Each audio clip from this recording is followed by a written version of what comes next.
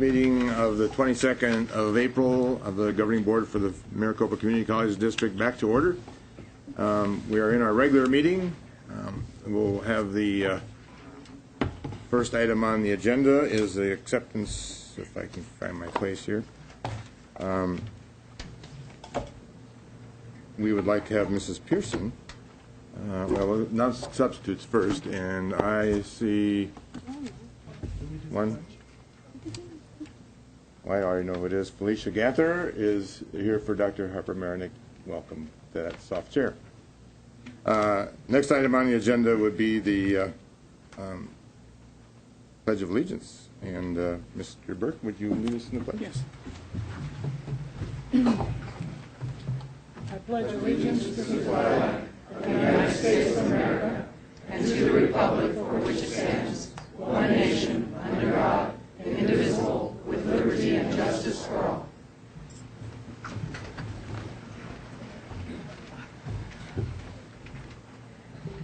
Next on the agenda is a presentation from our great students from South Mountain Community College. If you would, it's all yours. Okay. Good evening, President Saar, members of the Governing Board, Dr. Glassberg, and members of the Chancellor's Executive, and guests. My name is Sinera Rivera. I am the chair of the Student Governance Board. I am also a member of Phi Theta Kappa. I will be graduating next May and transferring to ASU Polytech. And these are my fellow officers. I'm Daisy Fletcher. I'm the co-chair to Student Governance. I'll be graduating in the spring of 2015 and transferring to Arizona State University, where I'll be majoring in communication. Hello, I'm Bianca Mendez. I'm the Secretary of Student Governance.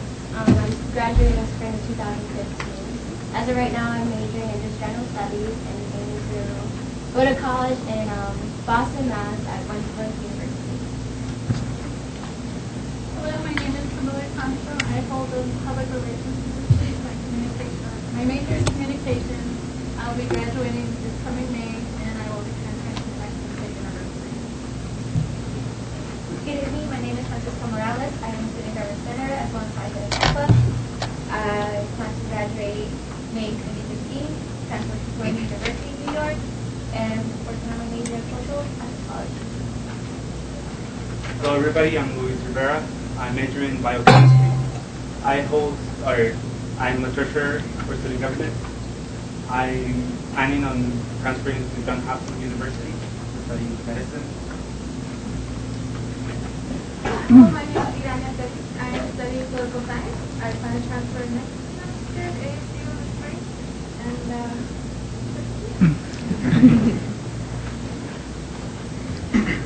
So our mission and goal as the Student Governance of South Mountain is to provide educational and leadership program and civic participation opportunities for the students and staff at South Mountain. This is just a list of the 17 active student clubs that we have on campus. These clubs help in collaborating with us on hosting events on campus. They also participate in fundraising for the school and their clubs as well as promoting them to gain new members. And they also participate in bi-weekly meetings, which we call our inter-club council. As part of our leadership training, I was given the opportunity to attend leadership last May, and it really inspired me to follow my passions. And Student Governance, we got to participate in the three-day leadership retreat this past September. We got to connect with the other students from the other schools, and we really got to enhance our leadership skills and build ourselves as a team.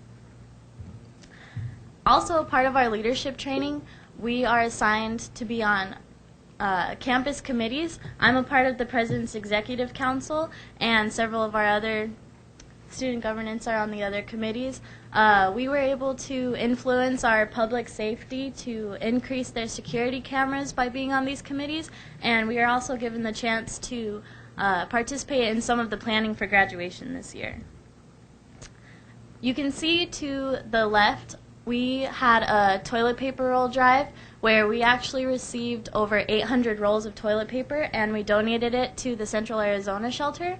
In the middle, you can see we had a book drive where we received about 300 to 400 books, and we donated that to the Salvation Army Family Emergency Center. And to the right, it's a picture of us at St. Mary's Food Bank where we collaborated with the Dorrance Scholars and Phoenix College. And our campus actually hosts St. Mary's every first and third Friday of the month, and we participate in that as well. This slide here just shows some of the events that we held throughout the year that help promote different aspects to the students. One of the first ones that we did in a collaboration with the business department was hosting an entrepreneurship guest speaker, and we brought in Johnny Cupcakes. And then at the very left bottom of the screen, we have a picture of Dr. Glasper, and he came as a guest speaker and spoke for African American History Month, which promoted making connections through the students, through their cultures and their ethnic backgrounds. And then we also have a picture under Health and Wellness where we collaborated with Dr. Olson and a couple of our alumni to promote healthy lifestyles, and we handed out free smoothies to the students. And then also one of the first events that we held this year was an appreciation luncheon for our maintenance and our facilities and public safety departments. Our director of maintenance and facilities actually thanked us personally at the luncheon, and it was really great what he said, because he had said that out of the 30 years that he's been working in that career, that no one has ever recognized his departments like that before. So it just made us really appreciate them even more, and we actually built connections with them because we see them every day now, and they actually say hi to us, and we ask them how their day is going. So it's just, it's brought smiles to them and it's brought smiles to us, so it's something that we really treasure now. And one of our last and most recent events was our Spring Fest. This is where a lot of our clubs got to participate and have club fundraisers.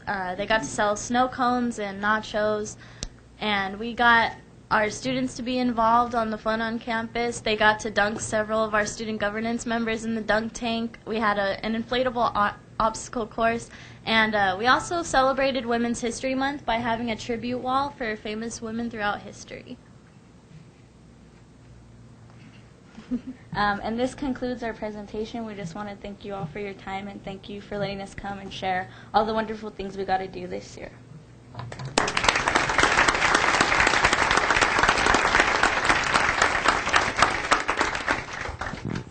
Thank you, students. You're welcome to go home and study for 5 minutes. But before you go, we have a question. How many of you are first-generation college and university bound? Oh.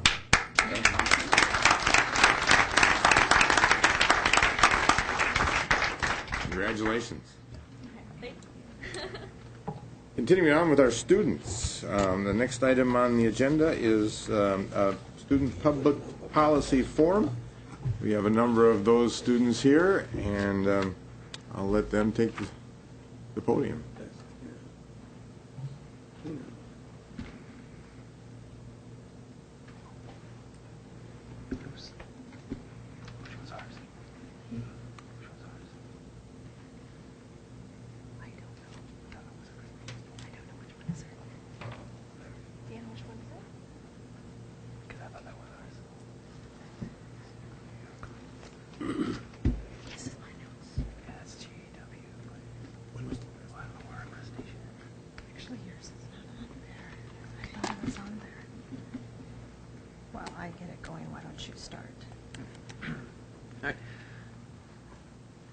Thank you, President Saar, Chancellor Glasper, and the members of the board, as well as the college presidents. We are part of the Student Public Policy Forum, and me, along with all my fellow SPIS students, we had the opportunity and honor to participate in this program, and we've learned, a plethora of knowledge from political advocacy at the local, state, and federal level. And we just want to say thank you for the opportunity and continue this program, and we hope to see it continue on for many years so students can engage with the activities that we've had. And from our trips to the state capitol, where we got to meet several of our local politicians and speak with them about what they their job at the state representative and state senate, and how they influence policies. And then we got to take a trip to Washington, D.C. as well, and learn as well how to advocate at the federal level with people from all offices of our senators and representatives.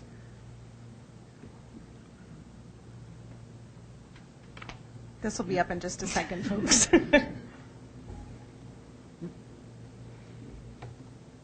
It was nice having dinner with everybody today. Yeah. That was really- Yes, and thank you for really allowing us good. to have the honor of letting us have dinner with you. All right, and this is Deanna, before you go, how many years has this been going on? I don't know exactly the entire number of years. I've been involved with the program now 4 years. But as a district program, it's been around at least a decade. Okay. Mr. Chairman, Yes, ma'am. the program was around, and correct me if I'm wrong, Linda Rosenthal was instrumental in helping to inspire this. And then, but it was more of a club, more of just a group thing, and was not credit. And 5.5 years ago, Alberto and I and several spent an entire year working and figuring out the structure for creating a accredited program. So now, what it was is not what it is now. So now it is a credit-bearing program. Yes, 3-credit program. right. And thank you for your help, ma'am.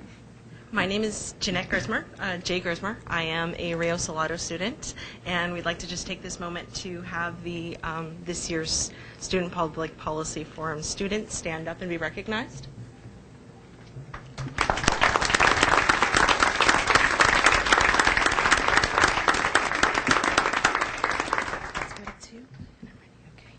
The Student Public Policy Forum, lovingly known as SPIF, is a year-long program aligned with the district's mission to engage civic responsibility. It challenges students to balance academic excellence while providing truly unique, hands-on experiences in their community. Not only do students learn about public policy, they also interact and engage directly with the community. And some of the goals that we had in mind when we first set out on our through the program was to learn how to effectively communicate with each other and reach a group consensus, learn to actively engage the citizens in local, state, and federal politics, trying to get people more involved on community action and involvement, and develop and refine our leadership skills so that we know how to be able to advocate for our communities in all areas of life. A popular misconception is that the Student Public Policy Forum is for political science majors, but that is not true. We are 14 students from 7 colleges with completely diverse backgrounds. We are mothers and fathers, and quite a few of us are quite a bit younger than that. We have majors from accounting to healthcare, future educators to justice services, and yes, we even make room for the political science wonks. More than that, we are a group with an absolute resolve to see the value in each perspective and a common desire to make positive differences in our community. And some of the session highlights that we have were the Capitol Hill visit for state, where we met such representatives as Mark Cardenas and Representative Juan Mendez, Senator McComish, and we also got at our sessions, our biweekly sessions, we had people from several fields come and visit us, such as Ken Bennett, the Secretary of State, as well as Christopher Glover from the Mesa City Council. We got to tour the new criminal jail and court system in downtown Phoenix, and we even got the honor to meet Dr. Maria Harper-Marinick, and we got to learn her life story and her inspirational, what a great inspiration she is to her students and everyone she's met. And we also got an honor to participate in the Arizona Town Hall last November, and as well as the one that's coming up next week. And so we have students going to that one as well. The mid-year highlight was for us to go to the Arizona State Capitol, where student groups got to sit with legislators one-on-one and ask candid and honest questions, not only as students, but also as moms and dads and community representatives. the senators and the representatives were so friendly and so inviting and so encouraging. They gave us a tremendous amount of advice that helped us prepare for Washington, D.C. and our visits there. And Senator McComish was even so generous as to offer a pin off of his suit when a student asked about it. When we went to Washington, D.C., we got to meet the Undersecretary of Education, Hal Plotkin, and we got to learn a lot of the stuff that he did back in California in the community colleges and how he began in his political career back in 2009 under the Obama administration. We also got to meet Debra Santiago with Excelencia in Education and how she helps with Hispanic students and as well as just helping up all the representatives and senators with knowledge on anything of education. We also got to go to Senate and congressional offices for Senator Flake, McCain, Representatives Kirkpatrick, Pastor, Salmon, and we got to meet a lot of the aides and the senators and representatives themselves, which was a great honor. A very valuable lesson that we learn in SPIF is the value of relationships and networking.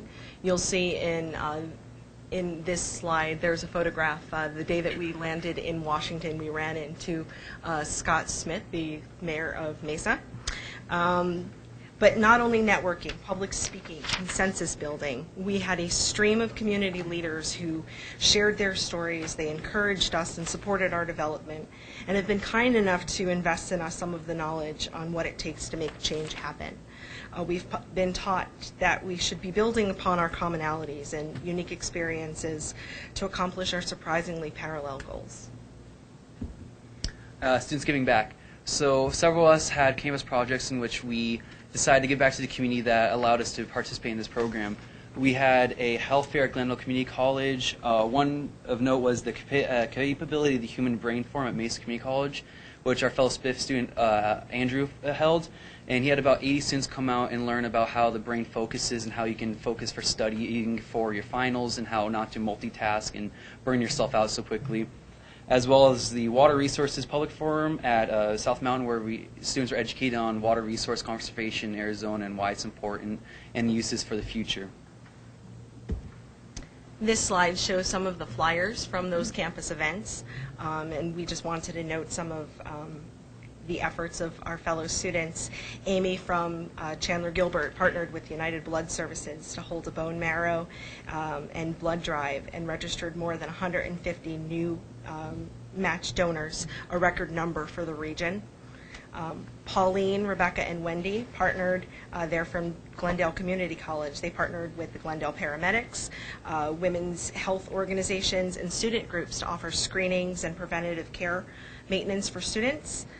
Rio Salado teamed up to bring voter registrations to the Scottsdale campus and also to St. Vincent de Paul to remind some of the more disadvantaged members of our community that their voice still matters. And Patrick here taught Paradise Valley Community College about a lesson in sustainability when he planted a community garden. And for end of the year and stuff, we're doing a poster presentation, which each student finds a topic that they're passionate about, and we have to create a poster about a policy that we would like to see enacted. And we have a wide variety from jobs for students to loans to minimum wage and veteran affairs and K-12 education. And we'll be presenting those this Friday to the board, and we look very much forward to doing that. This wraps up our presentation, and we just wanted to take this moment to say thank you very much to everyone who has been so supportive in allowing us the amazing opportunities that the Student Public Policy Forum allows us. Thank you. Thank you.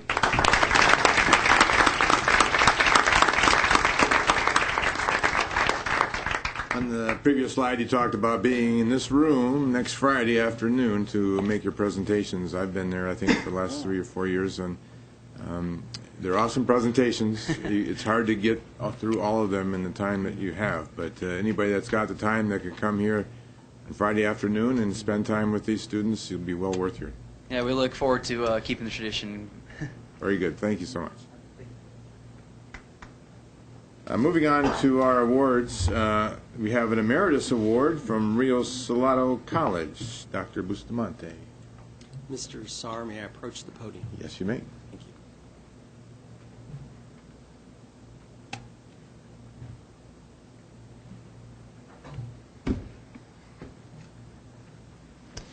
Dr. Johnson, if you would come and join me at the podium, that would be great. She's going to roll up here.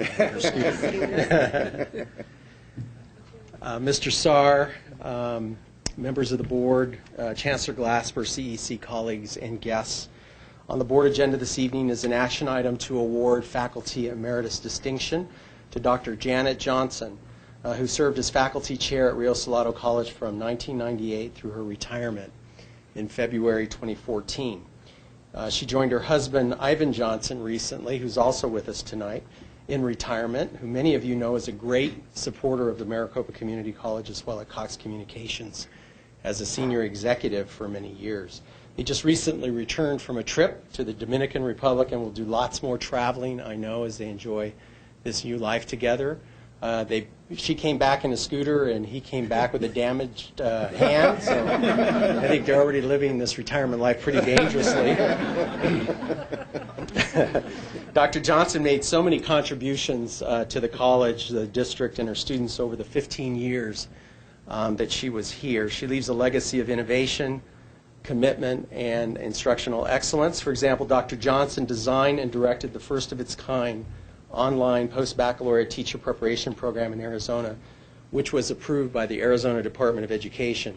And this program has received several local and national awards, including the National Council of Instructional Administrators Exemplary Practices Award, which was presented at a national AACC conference. In 2003, the program received the Paul M. Pear Innovation Award as the Maricopa Community College District's Innovation of the Year. Additionally, in her department, she led the largest alternative path teacher in residence program in Arizona, also approved by the Arizona Department of Education, placing highly qualified individuals in high-need classrooms while they complete Rio's post-bac teacher education program, a program that continues to live on today. So you see Dr. Johnson and her team were very innovative in their work, and they continue to be because she left her teacher education program in very good hands with the team that now leads it. She nurtured and grew the leadership that was needed, always knowing that one day she would leave, but in good and capable hands because of her outstanding leadership and succession planning. And as her president, I very much appreciated that. Her continued work and legacy will continue through the work of those that she brought along over those years. Dr. Johnson has had a distinguished career on many levels. She's lectured at 5 universities in Europe and has received multiple grant awards, including serving as the principal investigator of a $1.2 million NSF, National Science Foundation, NOIS grant. The first community college in the nation awarded the NOIS grant as the lead institution. The grant recruits individuals from industry and trains them to become secondary math and science teachers, and she's also presented numerous workshops and seminars in the area of early brain development. She served on several boards and committees such as the Governor's School Readiness Board, Professional Implementation Team, the Phoenix Chamber of Commerce Community Development Committee, the Valley of the Sun United Way Success by 6 Steering Committee, and the Teacher Education Partnership Committee Commission Steering Committee. And she most recently served on the Governor's P20 Teacher Quality Committee and the John C. Lincoln Hospital Quality and Patient Care Committee. I could take the rest of your night noting many more of her contributions because there are so many noteworthy contributions and accomplishments that she's had, but of course I won't do that. Lastly, I'm going to tell you that Dr. Johnson has earned the greatest respect from her colleagues and leaders in our community because of her passion, her hard work, and commitment to the mission of community colleges, especially in the area of teacher education innovation. Some of those colleagues are with us this evening. Please join me in thanking Dr. Johnson for her contributions to the Maricopa Community College District and Rio Salado College, and for this great honor of faculty emeritus distinction that's being bestowed on you this evening. So congratulations, Janet, and we wish you all the best.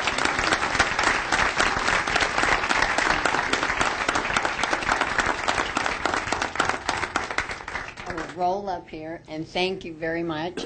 As you all know, no man or woman is an island, and I did not do this by myself. I would like my EDU team that's in the back row to stand up. They did all the work. I can make up ideas. And I truly believe I could not have ever had a career like this had I not been at Rio Salado College and supported by Maricopa. So I can't thank you enough. Thank you.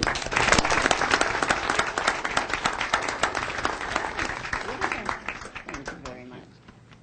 Congratulations, Dr. Johnson. You can scoot back to your chair. Thank you. Next item under the awards is our Student Success Group from South Mountain Community College. Dr. Olson. President Saar, members of the board, Chancellor Glasper, CEC colleagues, and audience members. It is an honor to have with us tonight faculty members from South Mountain Community College. Tonight they will share with you results about innovative teaching and learning strategies that they have utilized over the past 2 years at South Mountain. They are truly moving the needle on student success and retention, and tonight we want to share that good news with you.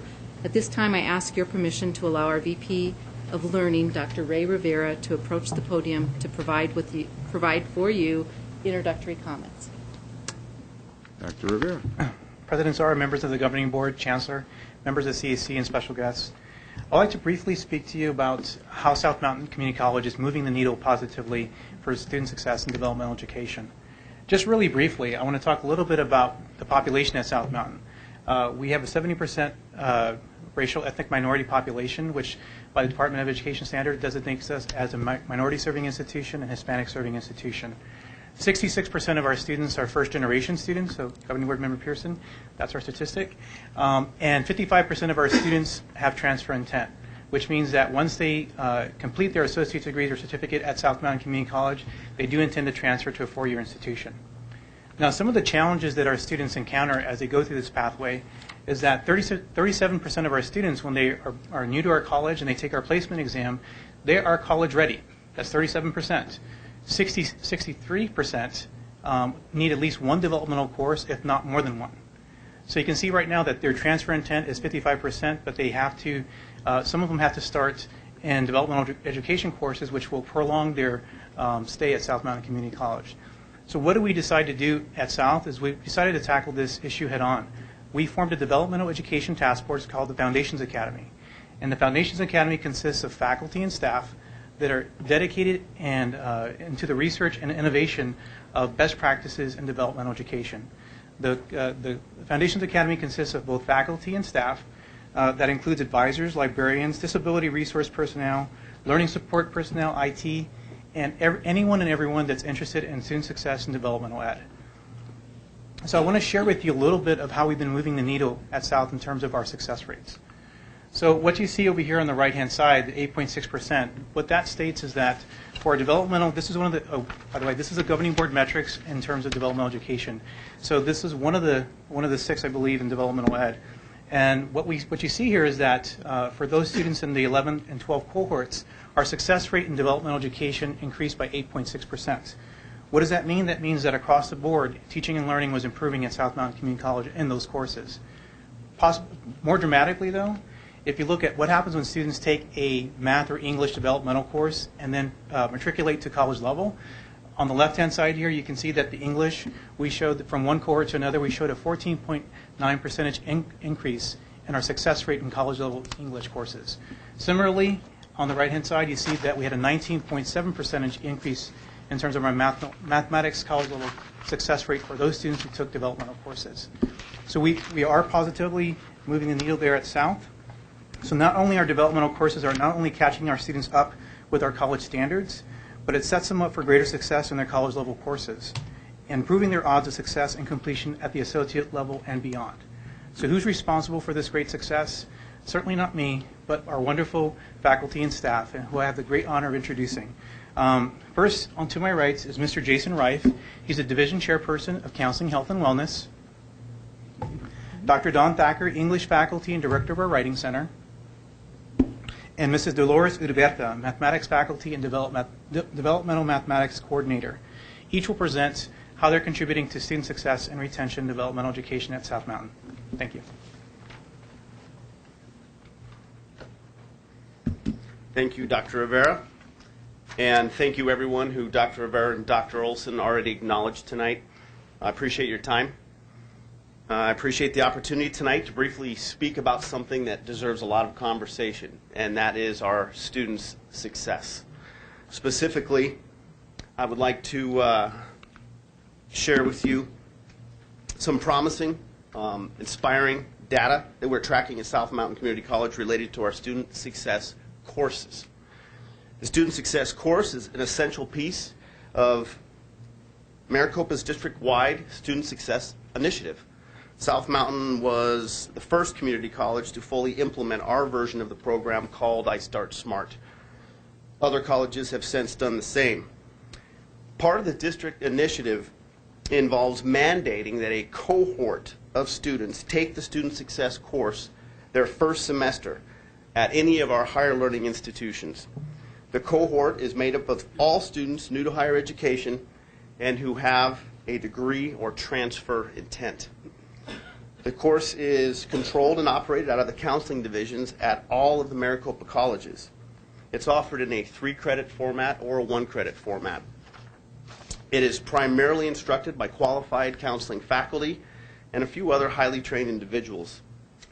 The course focuses on college orientation, on student success strategies, study skill strategies.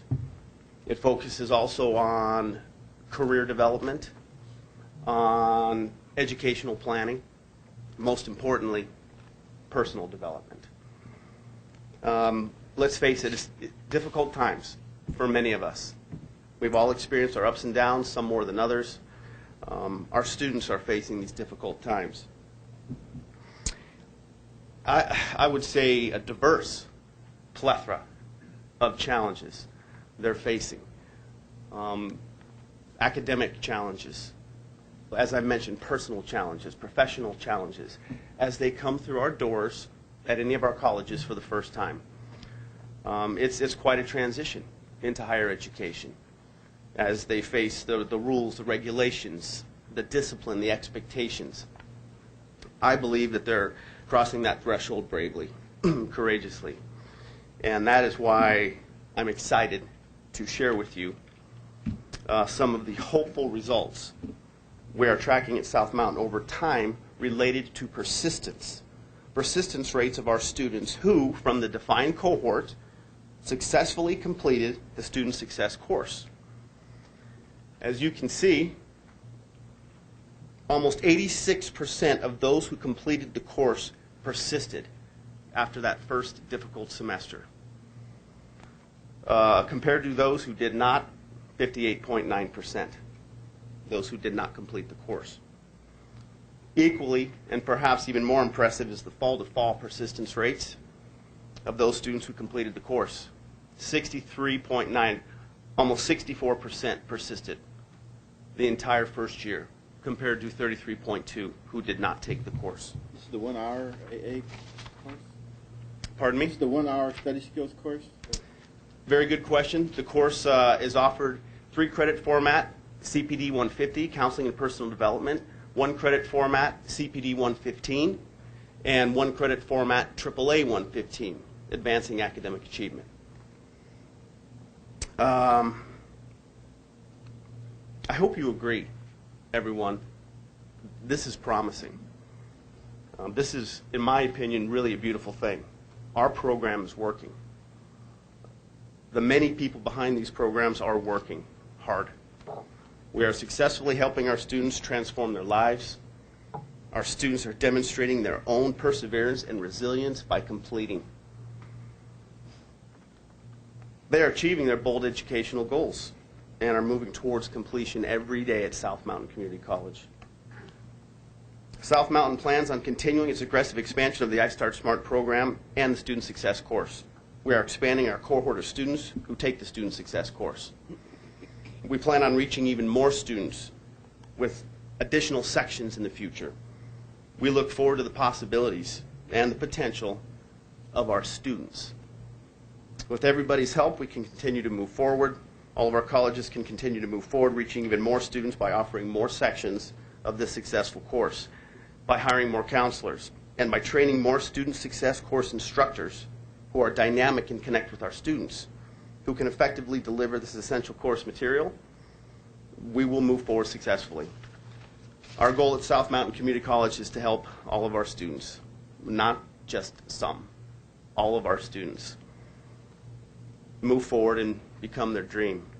So as I close, I just want to take a quick opportunity to give a shout out to all of the students who will be graduating at any of our colleges in May. Some are in the room. Others are watching on their screens. Congratulations. Those who are studying at home, like some that left here, probably for their next final, we'll see you May 9th and celebrate your success. Thank you.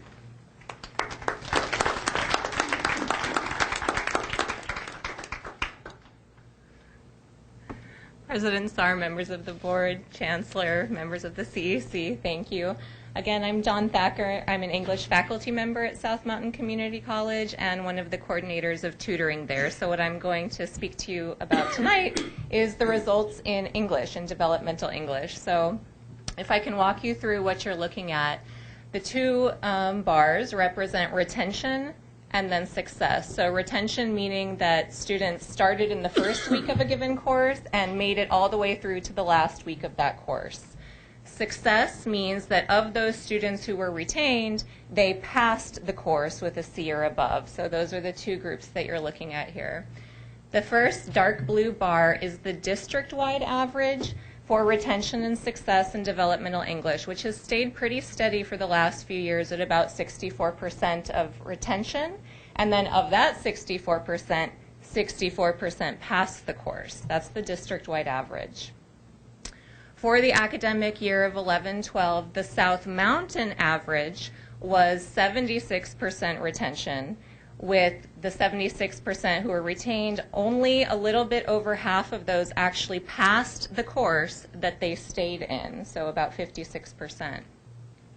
Then you see a significant jump, and that's indicated by the yellow bar there. A 27-point increase in retention in developmental English, specifically English 091, which is the course right before true college-level English, and a 16.6% jump in passing that course and being able to matriculate into English 101, the first college-level course.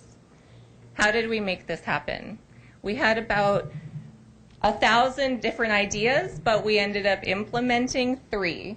The first one is a common thread that you'll hear between Jason, Dolores, and myself, and that's community-based learning or cohort strategy, meaning that a lot of people, advisors, registration staff, student workers, instructors, work together to identify students who we would place into a class with the intent that they would matriculate through their coursework with the same group of classmates and with the same instructor. We know from research that developmental students really thrive in a structured and consistent environment. So we put a lot of hours and a lot of manpower into making that happen for these groups of students. The second thing that we did very deliberately is professional development training. We know better than to think that you can throw 25 people from all different backgrounds and all different experiences into a room and just cross your fingers and hope that they make successful outcomes. So instructors, tutors, staff, department personnel, we all underwent fairly rigorous training to figure out, now that we have this population of students, how do we support them, how do we facilitate their success through the course of their education. Some of us went to week-long trainings, many of us went to conferences, and importantly, we also created a community of professional development within our campus so that when we had questions, we had another knowledgeable person to talk to about this. And the final and third, and I believe possibly the linchpin of all of this success, is actually the academic support. And what I mean by that is all of the tutoring, all of the extracurricular, all of the learning center resources. So at South Mountain, any developmental English class, the student is mandated to take an additional lab, which is attached to every single developmental English course. We know that students don't do optional, so we wanted to take away the option of struggling and take away the option of failing. We mandated that if you are a developmental student, you will take this additional hour class. In addition to even that, we also mandated workshops, tutoring, and one-on-one conferences with instructors. As you can imagine, this requires a small army of tutors, of instructors, of the staff to work out all of the logistics of all these moving pieces. It was a huge investment of time.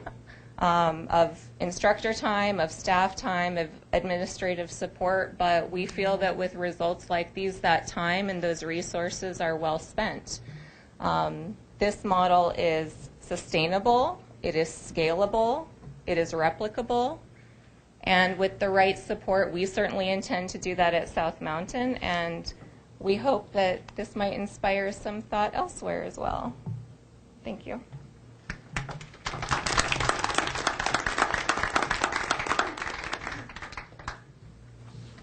Good evening. Thank you for your time up here. Whoops. Oh. Are you doing that? Are you doing that? Oh, okay, thanks. All right. I am the the mathematics developmental coordinator at South Mountain Community College. And one of the things that we know that, as you could see with our students, even that our governance students that came up, 5 of the 7 were first-generation college students. We know that our students come to campus, once they made the decision to go to college, they became isolated. That's not something they come to college knowing the rule book for. They don't know exactly how to do that. They don't have someone to model that for them. What we have found is that when we create and we fulfill those lifelong learning needs for the students, it's not something that is a fad. That's not something that lasts just within a course or just a week or 2. It persists beyond that semester. And just as anything worth having is not easy to achieve. And that's something that they learn through the college process, that, you know, this isn't going to be thrown in my lap. This is something we have to work hard at. Last summer, similar to our English faculty, I went to also intensive training. Mine happened to be with the Cooperative Learning Institute in Minnesota, with the Johnsons in Minnesota, and they happen to be the gurus, really, of cooperative learning. And what I learned very clearly is that this is not something that you throw together haphazardly. It is highly structured. But what's something that I have learned, and as we can see here, we'll talk about the results that we have, all of this comes back to the fact that we are working very hard, all of our faculty that are presenting on our initiatives. We're working very hard to create an atmosphere where the students are productive, they are supportive of each other, they are also held accountable, and they learn very valuable skills, face-to-face people skills, group processing skills. As we know, in real life, we are most valuable when we are put into a group of very diverse people and we become very productive. Then there's a low turnover rate when we're happy in our job. What we're finding is that there is a low turnover rate in our students. I will be the first to admit, I am actually, I would say, a novice at cooperative learning. I am in my full 2nd semester of implementing these strategies. But if we look at these bars, what I did is I looked back and to see what the district is doing in terms of our retention and success rates for Math 091, which is a pretty standard developmental education course. This is the intro algebra, and what I found, and we dug up the data, is that for the district in fall 2012, we found that 71.2% of our students are actually lasting long enough through most likely a 16-week course to actually take the final. And what I found when I dug up my own data is I was right about that level as well. I found that as well, my students, about 73.7 on average, were lasting long enough to take the final exam. I would put them in groups. We have the tables facing each other, so they would kind of, they're facing each other. But after this cooperative learning training that we did, which was very intense, is that I found just last semester, after 1 semester of implementing these very strategic teaching tools, is that 88.5% of all of my students were lasting long enough to take the final exam. And when I first looked at the data and I really laid the numbers out, I really sat back for a while and just looked. It's like, is it really 89% of my students really staying long enough?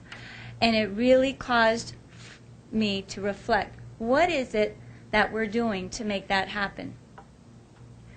Well, when you feel wanted and you look forward to seeing the people in your class, and it's rather counterintuitive, I think, to look forward to seeing people in your math class, then it really turns things on its head.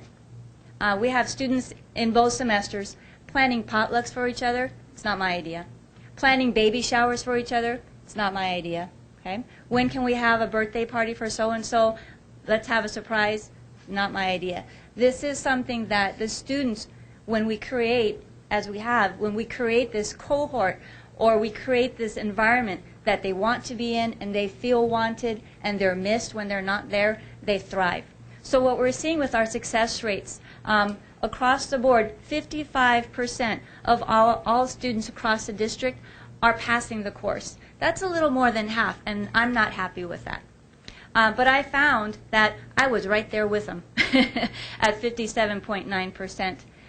But after one semester of using cooperative learning strategies, we found that 80.8% of the students in a structured cooperative learning environment are passing the course. And what is truly amazing about this is that it's not me having them come to class or waking them up or calling them to come to class. They are pulling each other, truly pulling on each other, pulling up each other, and supporting each other to have these kinds of accomplishments. When we have that environment with the training and the resources and the pure mentorship that we really need and that we do provide each other, it's amazing what we can see our students do. So, what else do I have? Oh, this semester. Okay. Continued success. So to make sure this wasn't just a fad for the fall, I wanted to make sure, what are we doing this semester? Really the only thing similar to from the fall semester to this semester, the only common thing is cooperative learning. It is just highly structured. We make sure that all of those very valuable things are being held in the class. They're creating something positive. They are being held responsible. There's a group processing in place. We deal with social skills. When there's conflict, we deal with conflict. And very importantly, face-to-face interaction. It's something that we need even as successful adults. In this world, it's too easy to hide in your room and then stay there pretty much all day with the internet. Okay? So what we're finding this semester, even though we have not completed this semester, so far, I started with 40 students this semester. I still have 39. They are not all passing, but they are still coming to class because they are looking forward to each other and they are encouraging each other beyond expectations. So I'd like to turn this over. Thank you for your time.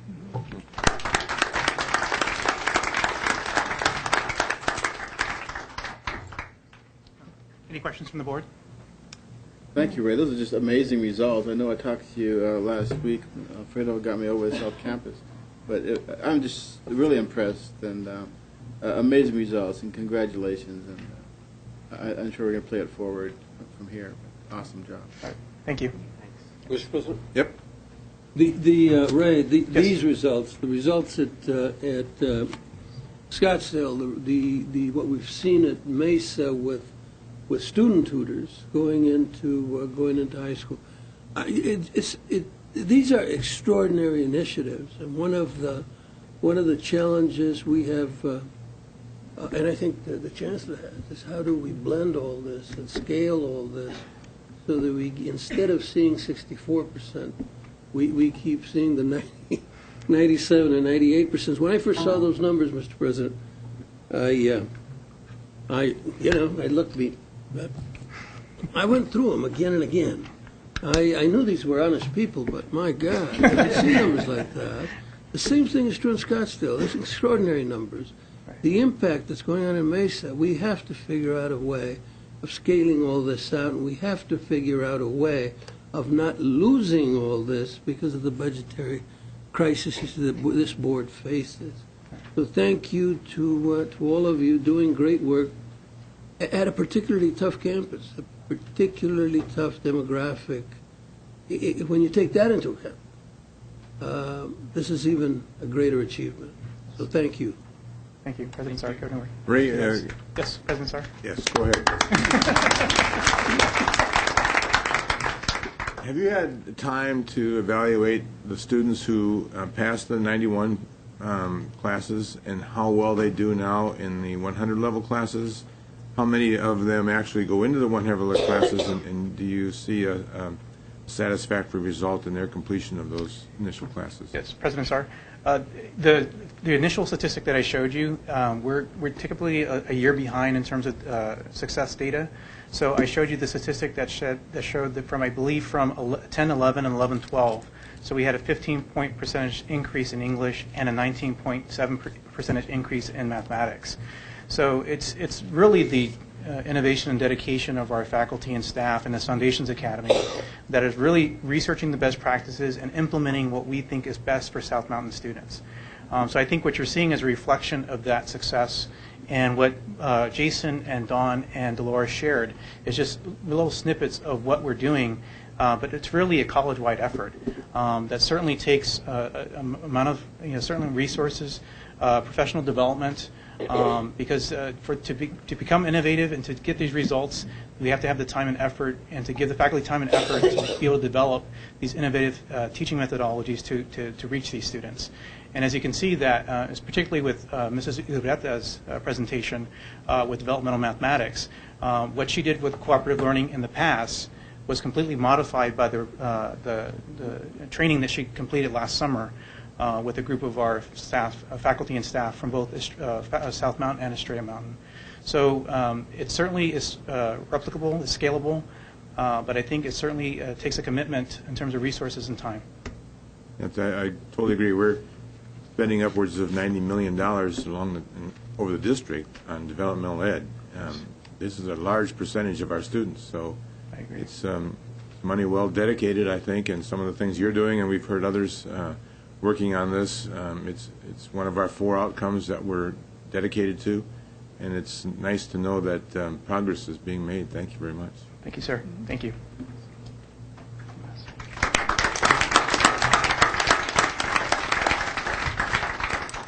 Next item, Dr. Glasper, would you like to introduce somebody? Mr. Saar, members of the board, I would like to ask Tom Garapi to come to the podium to present awards. So he's coming from the back there. The National Council for Marketing and Public Relations Conference Awards.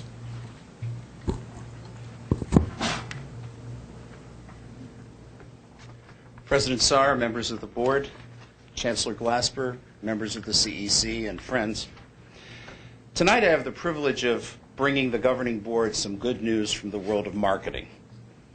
The National Council of Marketing and Public Relations is the organization for community college marketing and PR professionals.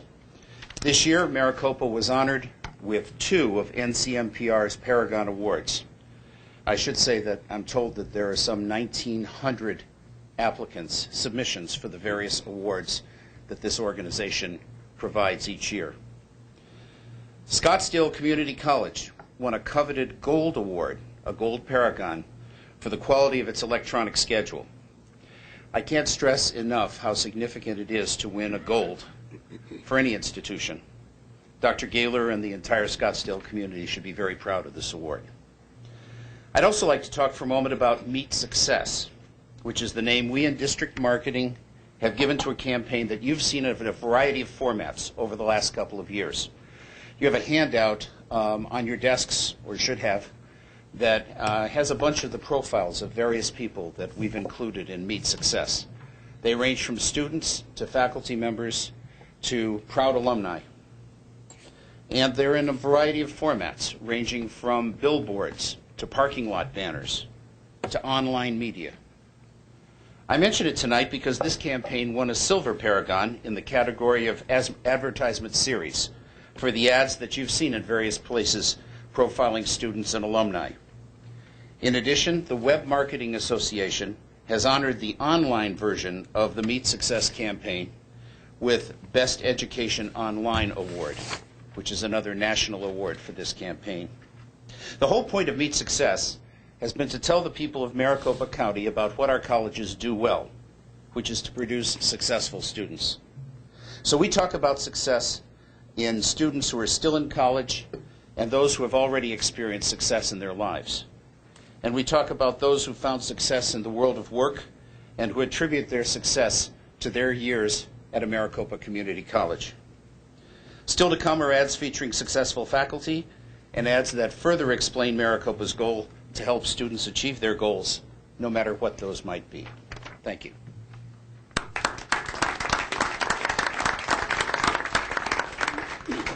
Congratulations. I know our marketing and public relations efforts have started to pay off. I hear a lot of good things coming from the public because of our newsletter and that just recently went out, and also obviously these awards show that there are unique activities going on in our colleges themselves. So congratulations to all the presidents for keeping that going.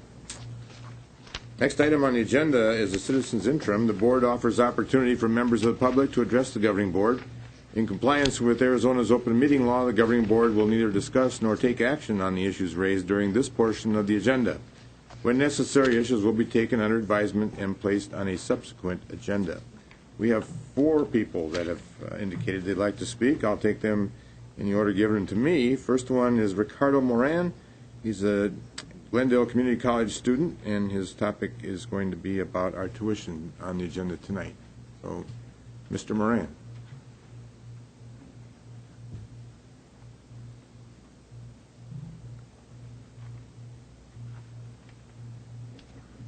Good evening, President Saar, members of the board, and respected presidents of our campuses. My name is Ricardo Moran, better known as Rico. I serve under our Associated Student Government, Public Relations Officer, and President of our Male Empowerment Network at GCC. Also a proud member of multiple organizations and clubs on our campus.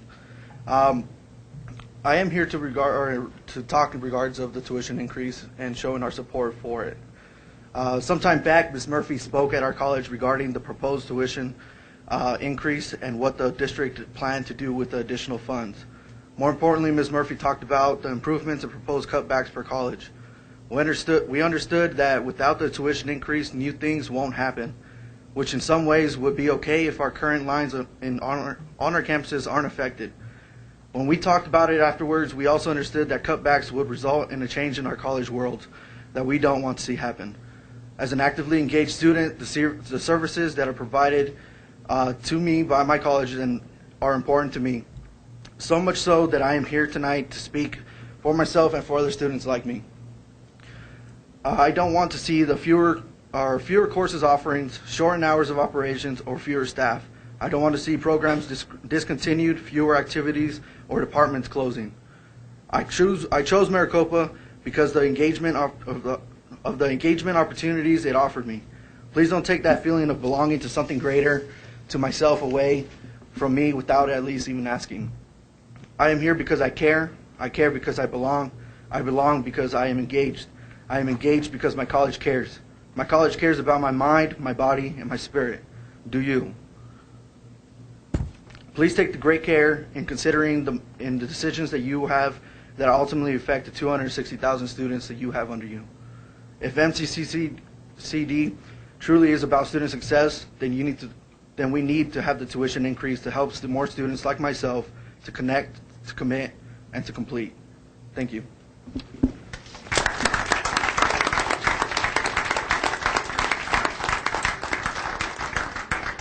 Thank you. Next, from the Valley Interfaith Project, we have Monica Dorsey. Did I pronounce that right? And also we have Martha Seaman. And Martha's here representing the Arizona Career Pathways. Yes, President Saar, members of the board, Chancellor Lasper, members, presidents. I'm Martha Seaman. I'm president of the board of Valley Interfaith Project.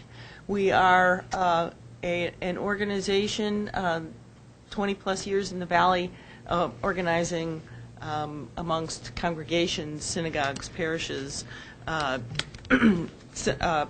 schools, and neighborhood associations, and we're pleased to be here tonight to affirm our support for the Maricopa County Community College District in assuring, doing a very vital role of assuring the economic vitality of this region for the benefit of all of us and all of our families.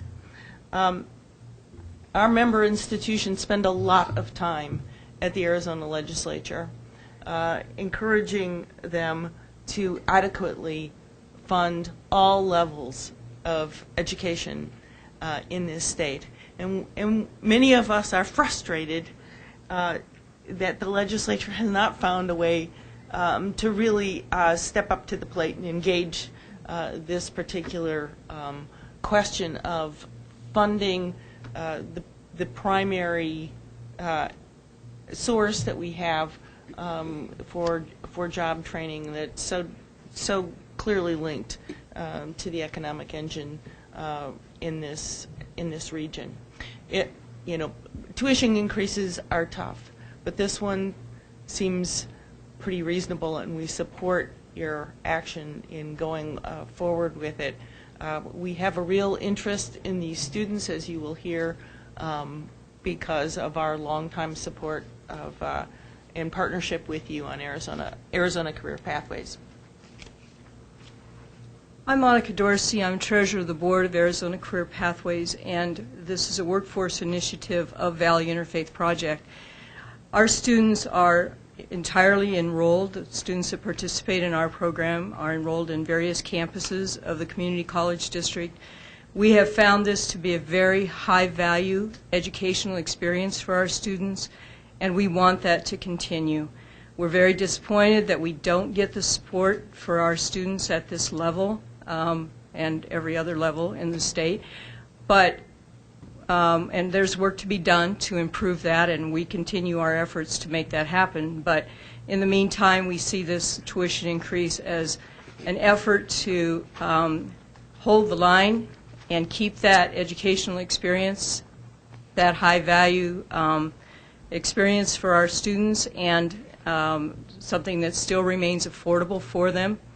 Our program is geared toward low-income students, and so we're highly aware and conscious and sensitive to things like tuition increases, but we think this is a necessary thing to keep that effort going and to keep it there for our students. So we do very much support that the district's move to raise the tuition, this $5, and keep that going and not have any backsliding on this. Thank you. Thank you both.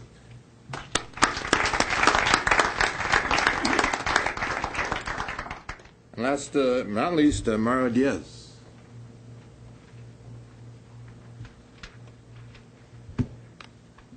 Mr. President, members of the board, Chancellor Glasper, staff, students, and to the public, good evening. My name is Mario Diaz, but after listening to all the positive comments tonight and listening to the student and the religious organization support the proposed tuition increase, I think I'm just going to call myself Debbie Downer because I am going to be a Debbie Downer here. Mr. President, I'm here tonight, as I was a couple of months ago, to express my concern regarding the proposed tuition increase before you tonight. This increase, if approved, would be the 7th tuition increase in the last 10 years. There was an increase last year that took the per unit amount from $76 to its current $81. Now, there's a proposal to increase tuition 6% to $86.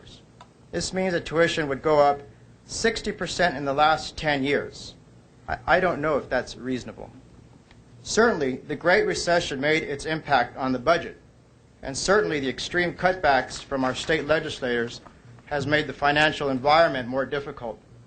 But at some point, as public policymakers and financial stewards of tax dollars, new and innovative ideas have to take place. Quite frankly, I believe that the taxpayers would like to hear from our elected officials about their ideas to generate income for our district rather than to hear about the conferences that you've attended. Tonight, I'm simply expressing the frustration about the district's perceived and real financial situation as I travel across Maricopa County and talk to residents, especially the elderly. In Sun City, for example, I've been told that 30% of the residents go to the local food bank for assistance. So when I talk about the proposed increase in property taxes that you're going to take up next month, you can imagine the comments I receive. When I talk to students, at least some students, about the tuition increase, you can imagine the comments I'm receiving. And when I talk to elected officials across the county, I'm not getting a good vibe about their confidence in our district. And I'm your friend, but I'm just being honest. So what about ideas? Let me lay out some. To generate income, perhaps. Can we sell naming rights for our various athletic stadiums for much needed income? At our workforce centers, we train students for good paying jobs for the private sector. After their training, what does the district get in return? We should explore the possibility of getting some remuneration for our training. We should increase the budget for our workforce centers. We should offer more training for a variety of industries. I met with a bank president asking, Mario, I wish that the community college would have a 12-week course to train bank tellers. We pay for it because we can't hire good quality bank people. This is why I look forward to working closely with Dr. Giovannini in his new role, innovation. Economic zones. How much land does this district own? And what can we do to leverage the economic impact that this land has? Can we swap land? Can we offer land to corporations so that there's a workforce ready? Alumni, and I'm almost done here. At one college, there's one person to work on informing their alumni about activities on campus. I was told that at one college, the system to identify alums came from microfiche. I almost forgot what that was, and had to be manually transferred to our latest technology. We complain about the legislature, and I've been hearing this for the last few years, about cutting our budget. Yet I don't see a concerted effort by this district to have alumni, the 100,000, 200,000 alumni, march down to the Capitol every January and demand attention. These are but a few ideas that I will be bringing to the table when I'm elected in November. And if they don't make sense, well, at least I tried. I'm making a commitment to voters that I will be leaning forward as their representatives. Thank you very much. Thank you. We are moving on to the actual agenda. Do I hear a motion to approve the agenda as it was presented tonight? So moved. Second. Motion's been made and seconded. All those in favor say aye. Aye. Aye. Opposed, nay. Motion passes unanimously. First item under the agenda is our consent agenda.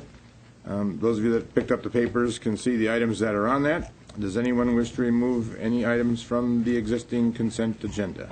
I wish to remove, I would like to, I do not want to, I do not wish to remove this for permanent. I just wish to remove it for discussion, and that is our separation. We're talking 4C4. Thank you. Any others? Hearing none. Do I hear a motion to approve the consent agenda excluding item 4C4? I move we approve the consent agenda, removing item 4C4. Second. Motion's been made and seconded. All in favor say aye. Aye. Aye. Opposed, nay. Motion passes unanimously. We'll go to item 4C4 for discussion. Just scroll. Mr. Chairman, on the separations, we are being asked to vote to separate one of our IT employees.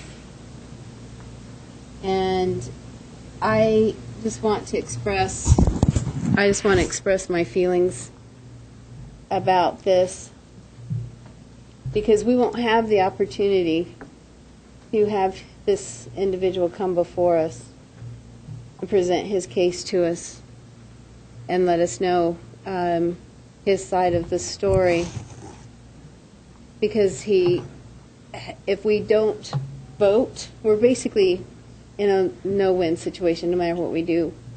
Because if we don't vote to support this, then he's going to lose benefits that he desperately needs, that he desperately has to have. And to hurt him by refusing to participate in what's going on here doesn't do him any good. And I think that it was known. And I take a strong, very strong disgust for what I feel has gone on here. But to vote for this and to support this after now that we are not going to be having this come before us as a board, taking the time, knowing and seeing this on our review agenda, I took the time to go and to find information and to read and to study and to look into this as an HR matter, having years of HR experience. And I am so incredibly, thoroughly disgusted. I'm embarrassed and offended. And I want to call this board to please consider bringing in an outside investigation of the terminations and some of the activities and some of the things, suspensions and other mechanisms that have been used. And I would ask that this be a discussion that we have later to proceed and to figure out how we can get to where we have, as a board, under our statutory responsibilities in HR, to be more thoroughly informed and to look at the draconian ways and manners in which some things are going on and have been done and need to be corrected in our policies and our practices and what is going on that we are totally unaware of. And I find that not acceptable. I take my responsibilities on HR matters very seriously, and I don't feel that they would be so specific to us if we weren't supposed to be taking it more seriously than we are. With that, I will go ahead and make the motion that we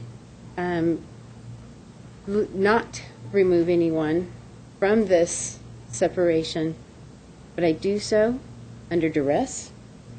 I do so resenting having to do so. I hear your motion, it's to approve 4C4. Yes. We have a second? Mr. President. Can I get a second? We'll have discussion afterwards. Second. Motion's been made and seconded. Discussion, Mr. Lumm.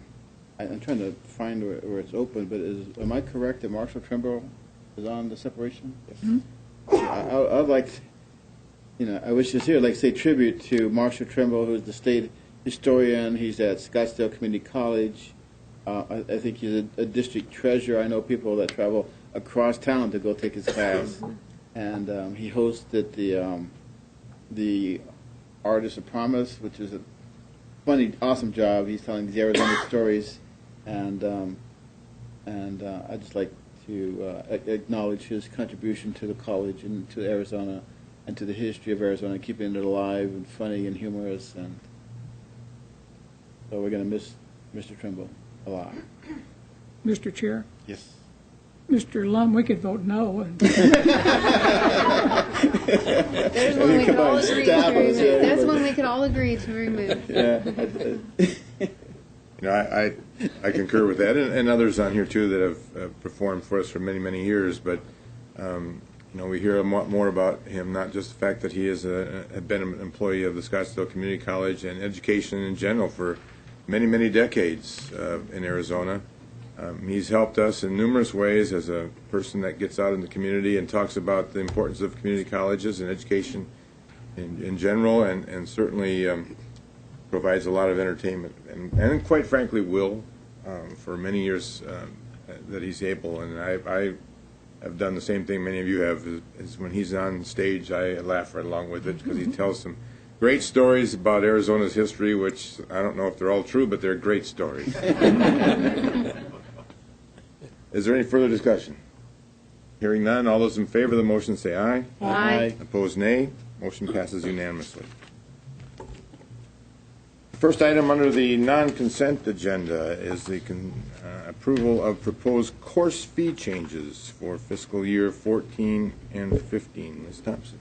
Mr. President, members of the board, this is a request for the board to approve the recommended course fee changes. This includes 91 new fees, 190 fee increases, and 125 reductions or eliminations in fees. And the net impact, the net increase is estimated at about $283,000. Do I hear a motion? Move approval. Second. Motion's been made and seconded. Any discussion, question? Discussion. Yes, ma'am. This is a tough one for me because I want to thank everyone because this was a lot of work putting this together. And the amount of evidence for substantiating the need for these fees was very well done. And I want to thank all of you for the amount of work that you did in putting this together. I didn't enjoy reading all of it, but highlighting a few of them and then going back and researching market costs and changes and things of that nature. Some of these programs are horribly expensive. And it's overwhelming how expensive some of these programs are to do. And the cost of the different things, especially those with labs. Shocking. Absolutely shocking. That's painful. And again, I'm frustrated because we have a statutory position that this education is supposed to be as free as possible. This is not. This is not free as possible. This is really a burden and an expense for students who want to go into some of these areas.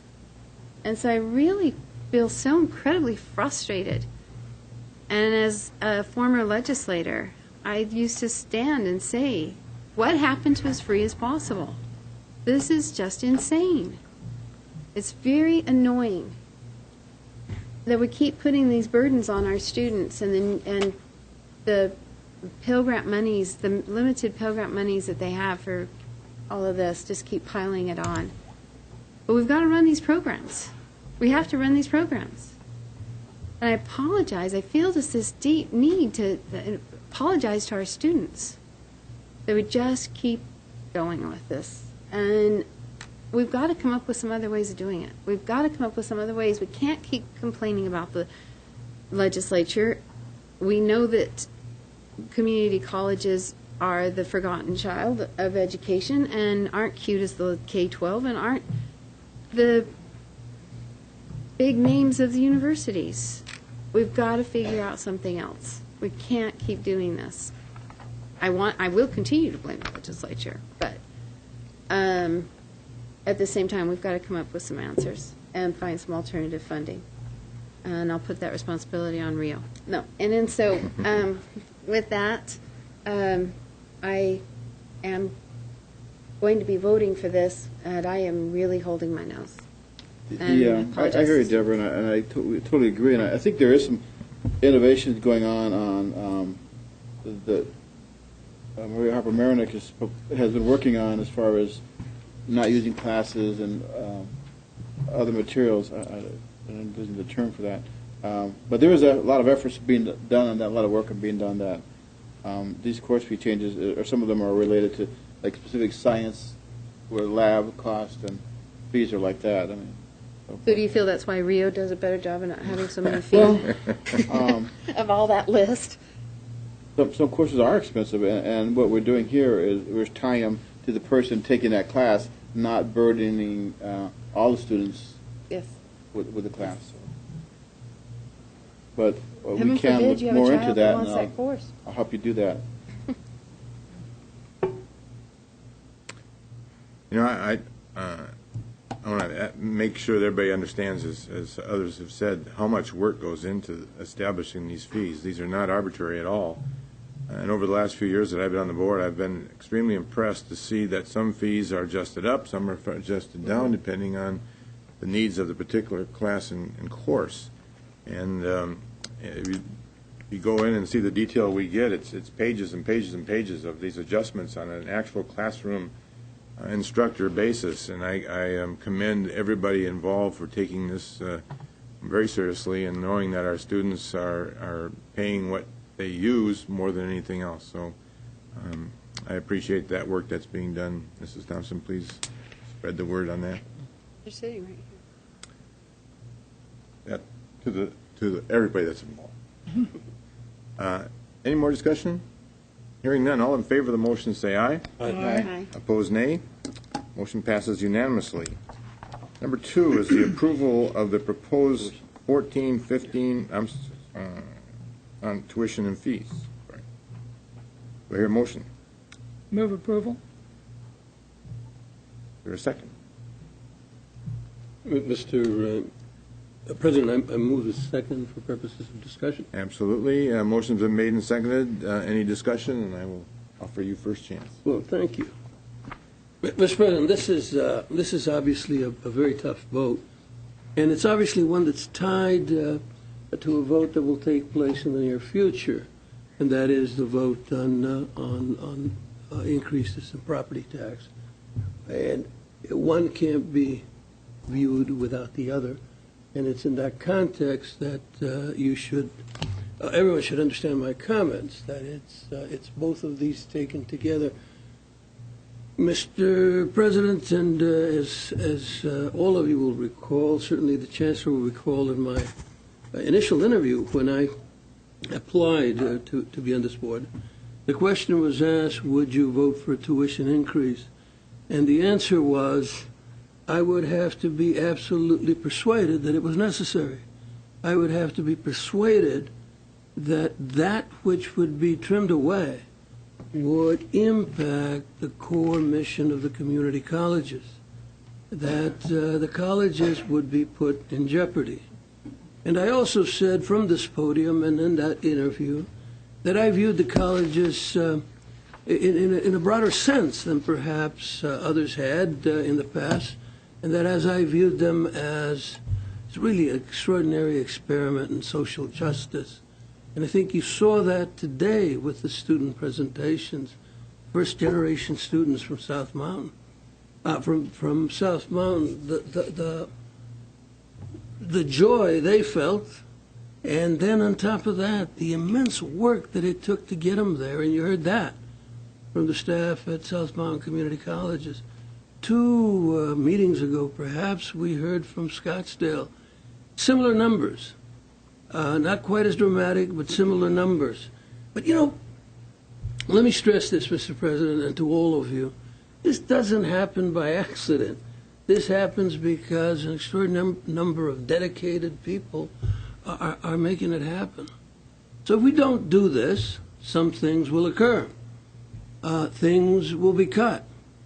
And we like to say, and at least I've heard it said by all of you who are in administration, that we will protect the core mission. And I believe that.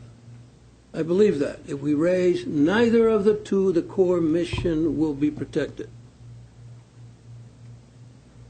But what you just heard from South Mountain is not the core mission.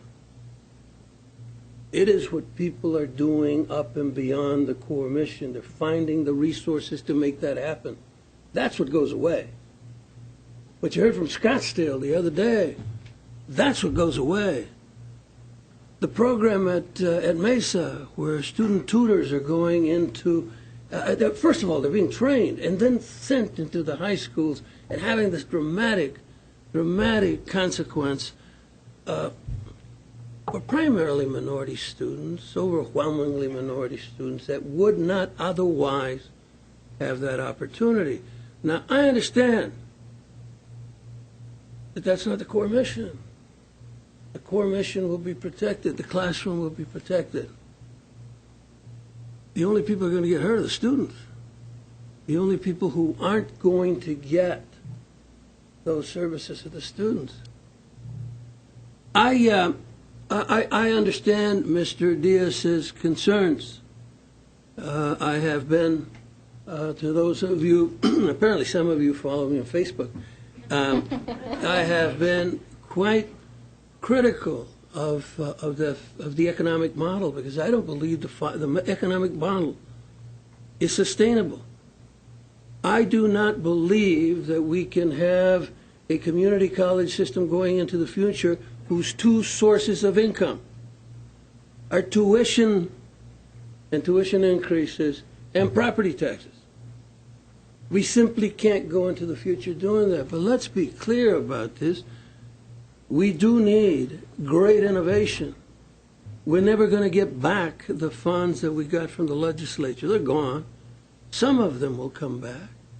And I agree with Mr. Diaz, we have to create a alumni structure, a support structure to go fight for those funds. And I intend to do that if I'm reelected or elected. I slipped into reelected because, as some of you know, I was in office once. But that was then. I intend to do that. But the fact of the matter is that we're here, and we have been here the past few years, because the legislature chose at one point or another to take away approximately 1/3 of the funds of the community colleges in one fell swoop, and has simply made no attempt to replace them.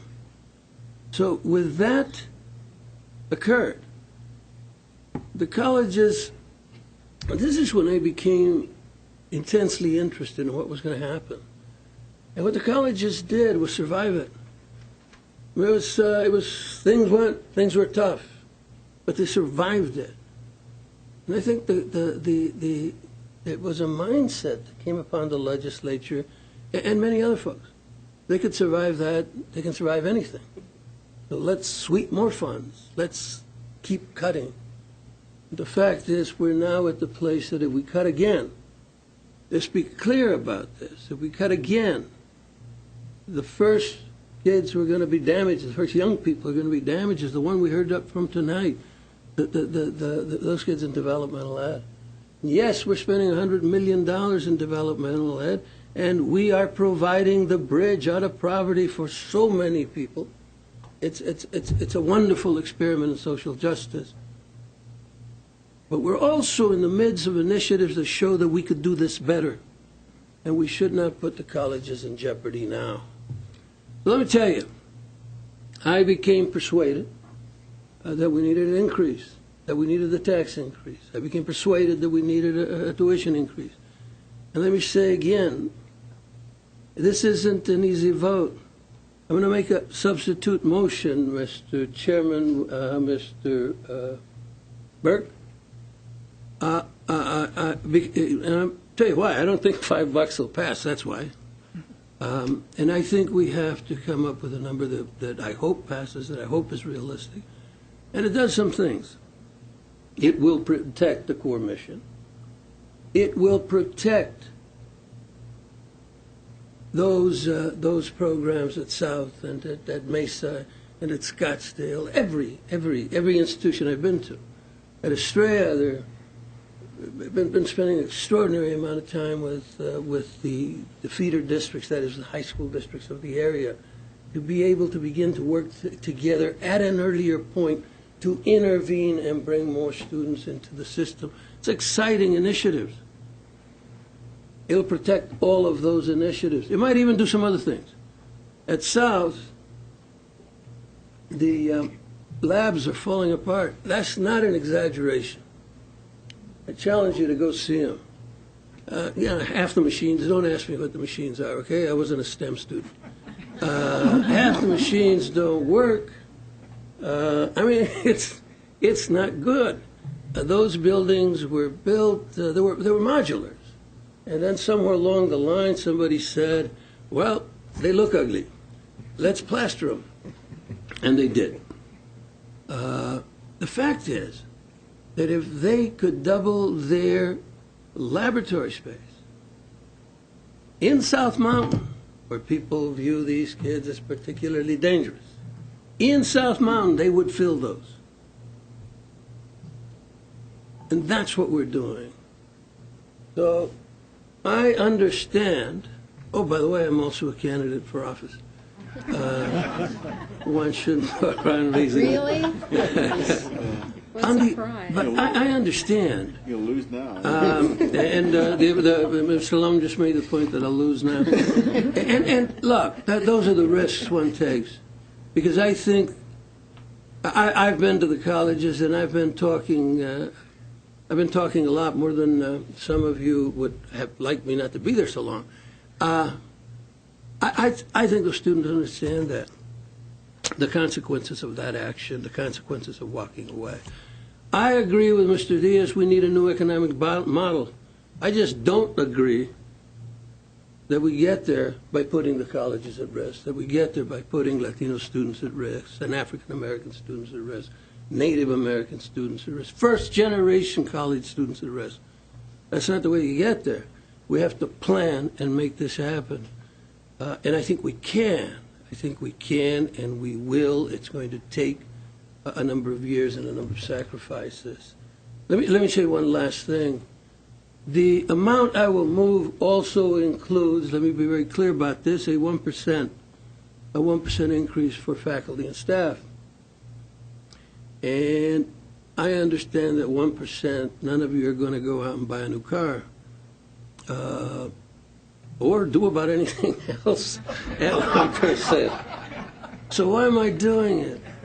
Let me tell you why I'm doing it. It's symbolic. The fact of the matter is, this board, because of those cuts, have not been able to say we appreciate your work, this extraordinary work that's going on in this district, this phenomenal commitment that's going on at every college, at every level.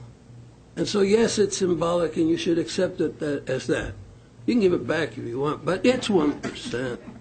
I'm not sure it even buys you a movie ticket. So don't take it as an increase. Take it as a symbol that this board cares and understands the sacrifices you've made. So Mr. Chairman, with Mr. Burke approving, I would like to move an increase of $3. And the 1% to the faculty? That's included in, as I understand it from Ms. Thompson et al., that's included in the budgetary amount. That would go forward at $3. But that's certainly my intent. That's certainly my intent. Do you want to make that part of your motion, or just? No. I think I step over the policy governance line if I do that, and I don't want to do that. But that's certainly my intent, and that's certainly my understanding. The motion is to substitute the amendment, or substitute the motion for a $3 increase instead of the proposed 5. Is that right? That is correct. Mr. Burke? Do I hear a second? Second. Okay, we've got any discussion on the or the substitute? Well, I do have comments about this item. Okay? The Arizona State Constitution authorizes higher education at a cost, quote, as free as possible. That Constitution was passed when Arizona became a state in 1912. Those who wrote the Arizona Constitution assumed that the state would fund higher education to keep costs down. The University of Arizona was established in 1885, and in 1991 had a total of 32 students. Student enrollment in the first decades of the 1900s was minuscule compared to the population of the state. Most adults in those decades did not graduate from high school. There were just a few students going into higher education. And that's the background of the phrase, as low as possible. I suspect that persons framing that Constitution could not envision either the demand or the growth of higher education in this state. The population of the United States is approximately 360 million, of which about 20 million persons attend a college or university. That figure is 5.6% of the population, including both public and private institutions. In Arizona, we have a population of about 6.5 million, with enrollments in public higher education at about 400,000 in public institutions. If you count private and proprietary schools, it will be well above 400,000. And that's more than 6% of the population. Folks in Arizona want to go to college, and we have to find ways to fund those institutions. I ask the public and students to be aware of previous administration and board actions. We have kept costs as low as possible despite inflation and demand. If the board passes a tuition increase, the Maricopa District will still be less than 80% of the tuition cost nationwide and less than 75% of the cost of tuition in western states. We have not raised tuition as much as other institutions across this nation. But in recent years, because of a loss of about $60 million from the state, we've raised tuition to maintain programs, to develop student service activities, to support academic programs, and to maintain facilities. All of these expenditures support the students' experiences at the colleges. I also ask students and the public to be aware of the vast support for public higher education. For every dollar that students spend on tuition and fees, taxpayers, the federal government, the state, foundations, and individuals provide more than $2 to support their study. 32% of our students receive Pell Grants from the federal government, up to $5,700 per year, but up to more than $5,800 next year. In addition, about 11% of our students receive tuition waivers or scholarships. Combined, about 43% of our students have significant support to attend our colleges. Many in the other 57% may not qualify for Pell Grants or for scholarships or tuition waivers. However, the federal government provides a tax credit that allows a significant number of students to deduct up to $2,500 annually for 4 years to obtain a college education. We read that 60% of new jobs over the next decade will require college work. This district intends to provide opportunity for students to prepare for this future. But there is a cost to education, and I would like students and the public to realize that there is significant support to help, but it will take some cost on the part of students. We are on the substitute amendment. It's been made and seconded. Any more discussion? We'll have the opportunity, if you want, we'll do a roll call vote if you want to talk at that point. Yes, we do. Yes. And Ms. Pearson? Okay, I'll say in discussion, the motion is now a $3 increase, not a $5 increase. During the discussion, can I start? Absolutely. Ms. Thompson, can you answer the question as to what percentage of increase this is to our budget? What's the percentage to budget? Let me see. What kind of an increase? I'm wanting to compare it to inflationary. So it's like, let me see.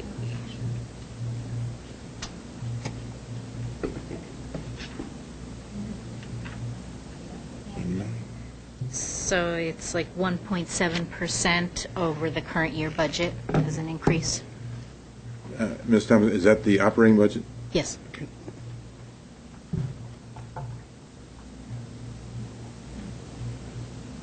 Inflation right now is at 2.7. Mr. President, members of the board, I'm not exactly sure. I'd say it's between 2 and 3%.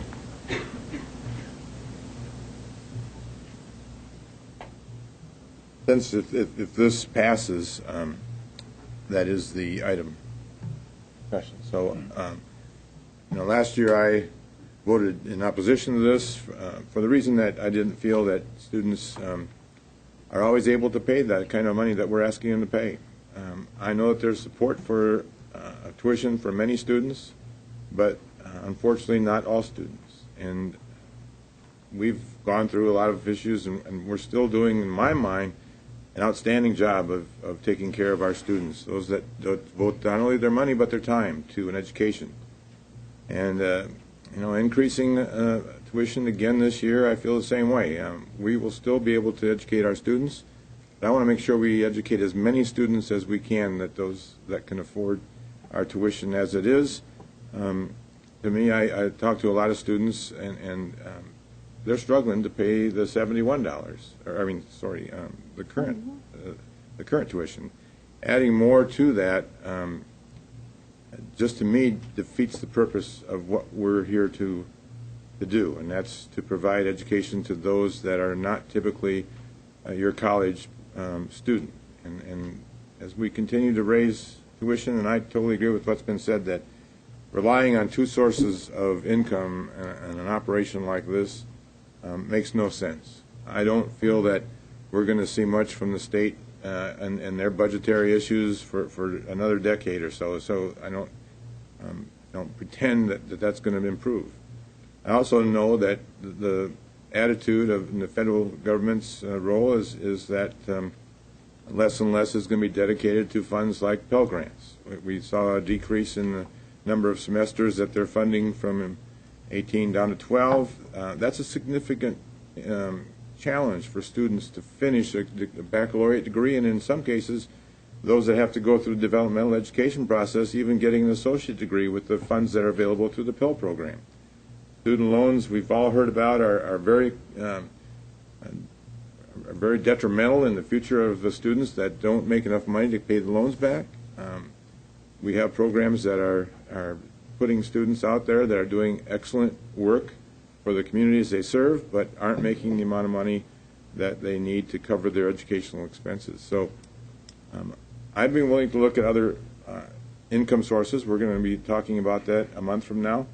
But when it comes to tuition, I think students are paying all they need to pay. I mean, we've increased it already from almost nothing not that long ago to what it is today. And I think we need to do with what we can and what they're giving us now in terms of tuition. So, hearing no more discussion? Well, I would like to make the point. We could reduce tuition, and we could reduce programs. We could reduce salaries. There are all kinds of ways to reduce, but I don't think an organization grows or builds or maintains success by reducing without a good plan to offer the same sort of quality that it has had. The amount of increase in this budget is relatively small, and I think this is doable, and I think we, as a board, need to be responsible and pass this budget increase, or tuition increase. Tuition, which is currently at $3. I'll call for a roll call vote. Ms. Pearson?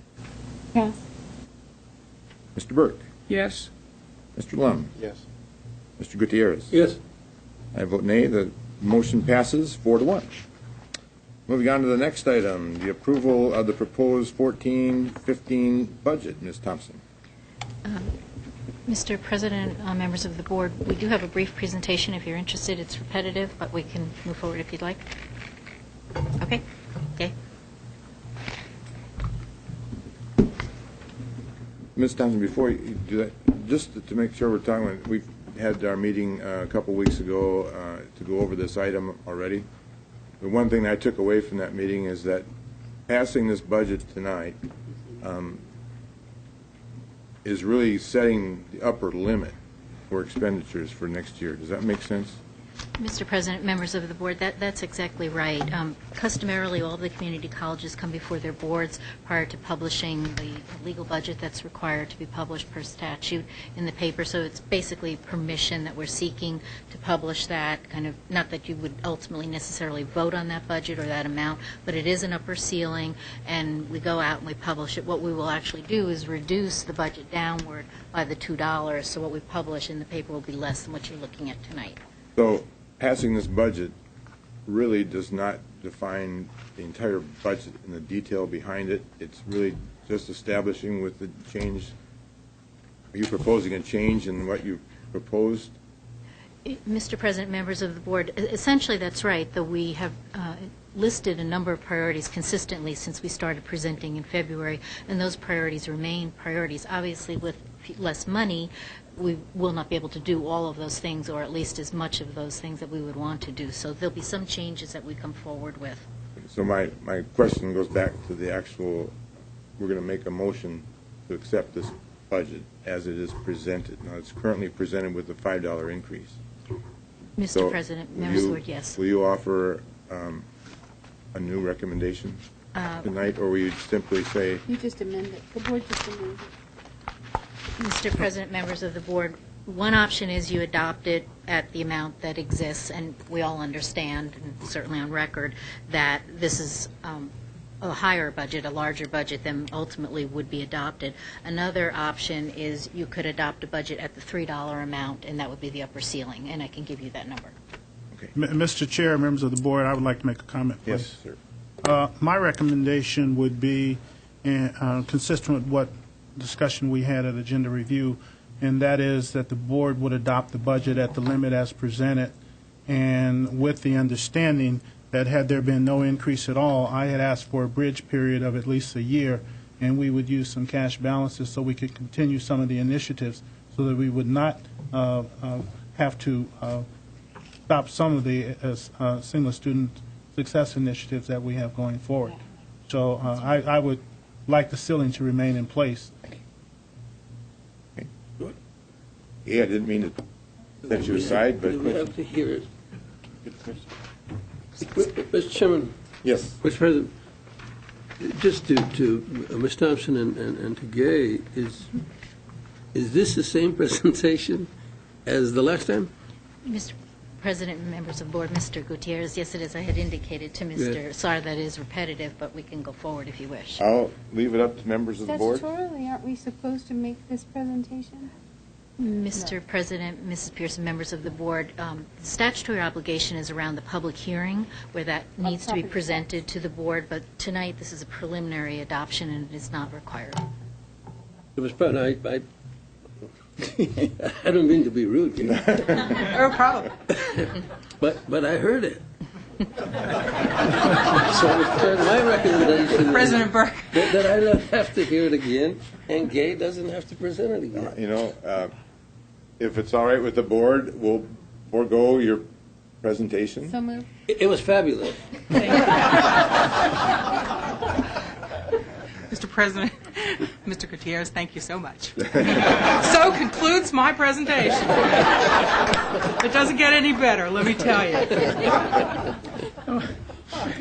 Well, thank you very much. Do I hear a motion to approve the budget as presented? So moved. Second. Motion has been made and seconded. Discussion on board members? Hearing none. All those in favor of the motion say aye. Aye. Opposed say nay. Motion passes unanimously. Thank you very much. Next item is the approval of the 14-15 student insurance program renewal. Ms. Thompson. Mr. President, members of the board, this is the annual time that we renew student insurance, and there is an increase that's projected. We continue to have bad experience with claims, so we really only had one insurance company that made a proposal to us, and that's the incumbent insurer, Mutual of Omaha, and there is an increase that's projected. Do I hear a motion? Second. Motion is made and seconded. Discussion, comments? Hearing none. All those in favor of the motion say aye. Aye. Opposed, nay. Motion passes unanimously. Next item is the approval of a change order for architectural fees for the Allied Health and Dental Program remodel at Phoenix College. Whoopee. Mr. President, members of the board, this is an increase for a new facility that the district purchased for Phoenix College, and it is to house their Allied Health and Dental Program. It is 2 facilities. There were a number of challenges with trying to convert the 2 facilities into one cohesive program of operation, and to also convert what had been office space to clinical and lab space. So there was a considerable increase in the original amount from the original amount that was estimated, and some of that was the application of some other spaces within Maricopa that were not really comparable, but basically some underestimation that just was using the wrong comparisons.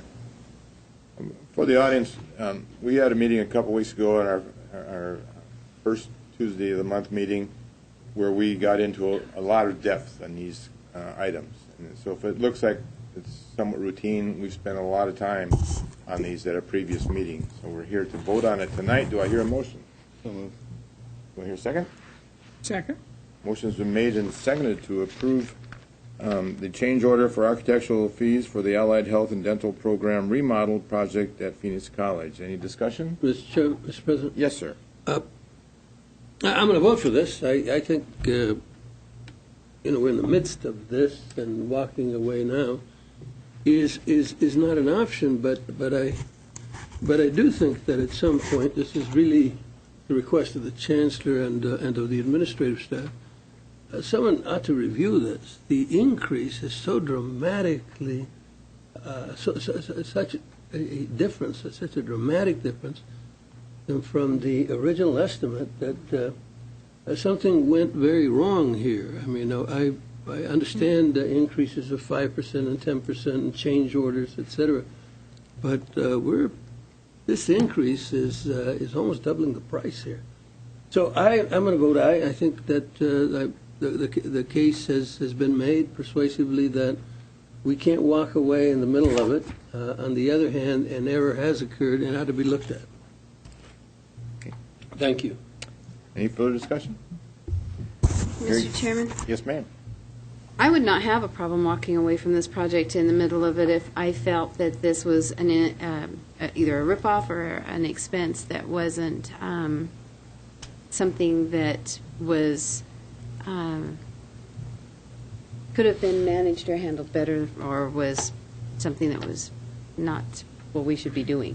I don't have a problem if it's not something we should be doing, to vote and end the project right in the middle of it and back up and so forth. But I feel that because of the significance and the things that were done, and I believe very strongly that from the presentations that were made to us that in our agenda review, that the Chancellor and everyone involved has a really strong handle on exactly what happened, and the rest of all of the people, that they had a very strong handle. And in construction, unforeseeables sometimes can be incredibly expensive and can do just exactly what this one did. So I appreciate the comments, but I feel like we need to keep it in perspective also as to what has occurred here. Good. Any further discussion? Yeah, this change order and the next change order are quite substantial. And I was in the elementary school district, granted not as big as this, but we were building a school year, and we finally had to just stop the change orders because they were just coming in too fast, and we told the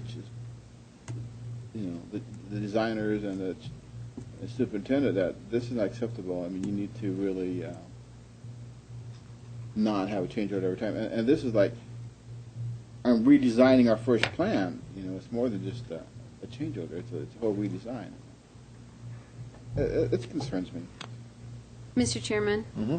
Again, if this were the construction company that, and having come from a construction background, I do understand, and I do know that there are a lot of times, especially for government jobs, ridiculous change orders, seen as an opportunity. But I believe very strongly that this construction company and these change orders were not things that were between an architect and a contractor. This was between the school and the school needs and the school changes, the school change orders to meet needs, to meet the things that were going, correct? And so in looking at what these change orders were and why, then I feel confident that we don't need to be feeling those concerns. That this was a construction company that needed to be weeded out from ever getting another government job because of the way that they game it and play it. This is one that it has been, I think, a cooperative effort between the school and the contractor to meet the need that was unforeseen. I toured, along with other board members, this facility prior to us purchasing it, and the economy was in a position where we bought it at a good price. We didn't know what the infrastructure of that building really was by just walking through it. We found out in the meantime that the air conditioning and heating system wasn't adequate to meet the needs of how we were going to use that building. Also, we found out that the projects or the programs that are going to be housed in there would work more effectively with some of these changes. And I give Dr. Sally and her staff a lot of credit for really, I mean, they had to come up with the money, first of all, so it wasn't like, let's just do it. This has long-term benefits for our district and the county itself in terms of these health programs. So I understand it's a lot of money in this change, but I also see the scope of the use of this building is changing about proportionally to that. So I'm in favor of that. So any other discussion? Hearing none, all those in favor of the motion say aye. Aye. Opposed say nay. Motion passes unanimously. The next item is the approval of change orders for an added scope of work to Layton Construction for the new Performing Arts District at Mesa Community College. Ms. Thompson. Mr. President, members of the board, this is a change of scope. Originally, the college had not planned to completely build out the entire facility, but after going through some of the development process and working with faculty and others, there really was a meeting of minds, if you will, to realize that these additional spaces really were needed to make this overall facility work as well as it needed to, and doing it in the future would just limit the utility of the facility now. Do I hear a motion? Move approval. Second. Motion's been made and seconded to approve this change order for the Performing Arts Center at Mesa Community College. Any discussion? Hearing none, all those in favor of the motion say aye. Aye. Opposed, nay. Motion passes unanimously. The next item under this part of the agenda is the approval of a consultant selection for the T3 Automotive Building remodel at Glendale Community College. Ms. Thompson. Mr. President, members of the board, this is part of our bond program, and it is a remodel of about 34,000 square feet for a hub for delivery of automotive instruction and incorporated areas within that. I move we approve this item. Second. Motion's been made and seconded to approve the selection of the consultant for the T3 Automotive Building remodel at Glendale Community College. Any further discussion? Hearing none, all those in favor say aye. Aye. Opposed, nay. Motion passes unanimously. Moving on, we have the approval of authorization for implementation of PeopleSoft financial management system and the Hyperon budgeting and hosting systems. Dr. Glasper. Mr. Saar, members of the board, we're requesting, as you mentioned, the authorization for the implementation of the PeopleSoft financial management system, and I asked Ed Kelty to present this item to the board. Mr. President, members of the board, CEC, and guests, as Dr. Glasper said, we're looking for your authorization to move forward with a contract with Oracle to host and upgrade and replace our financial system as well as our budget development system. The financial system is end of life, and by the end of 2015, it will not even exist at Oracle anymore, and we won't be able to get any more support on it, and it's time for an upgrade to that system. Plan to start in June and move forward and be done by December of 2015. By outsourcing this, we'll also improve our security stature as well as scalability and long-term support. And would this be similar to what Windows or Microsoft is doing with Windows XP and maybe even Windows 97? In a way, yes. The life cycle of our current system called CFS is no longer developed by Oracle, and they have replaced it, or they have a different product line they call FMS, Financial Management System. BDS, the other side of this request, was developed in-house, and so by going to another system, we really need to have a newer version of our financial management system, or budget development system, sorry. Thank you. Do I hear a motion? Move approval. Hear a second? Second. Motion has been made and seconded. Do I hear discussion? Hearing none. All those in favor of the motion say aye. Aye. Aye. Opposed, nay. Motion passes unanimously. Thank you. Thank you, Mr. Kelty.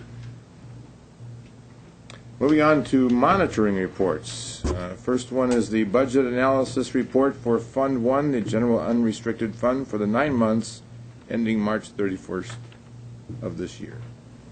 Mr. President, members of the board, we are 3/4 of the way through the fiscal year. We've expended 62.4% of budget compared to 64.6 last year and 62.1 in fiscal 11-12, so we are on par with our expenditures in prior years. And as I've said many times before, that's because most of our expenditures are for personnel, so with that regular pattern, that's what we would expect. We've collected 73.9% of revenues. Next month is the first of the second half of property tax collection, so we should start to see a big influx of additional revenues next month. And at the end of the year, we expect to meet our financial stability requirement. Thank you. Any questions or comments? Hearing none, we'll move on to the second monitoring report for the 2004 series of general obligation bonds. Mrs. Thompson. Mr. President, members of the board, this is a quarterly report that we provide to the governing board. We have issued all of the $951,359,000 authorization that the voters approved in 2004. We have expended or encumbered all but $170.9 million. Even though we have not expended or encumbered all of that $170.9 million, the colleges have targeted uses for those funds, so there are projects that will be coming in upcoming months, and we expect to expend all the resources in the next 1 to 2 years. Thank you. Any comments or questions? Thank you, Ms. Thompson. Next item is a discussion amongst the board regarding board subcommittees. We've been talking a lot about projects that the board has wanted to get involved with. There are 5 of us. It's sometimes difficult to get all 5 of us together to have these discussions. So one of the options that many governing boards use is creating smaller subsets of the board.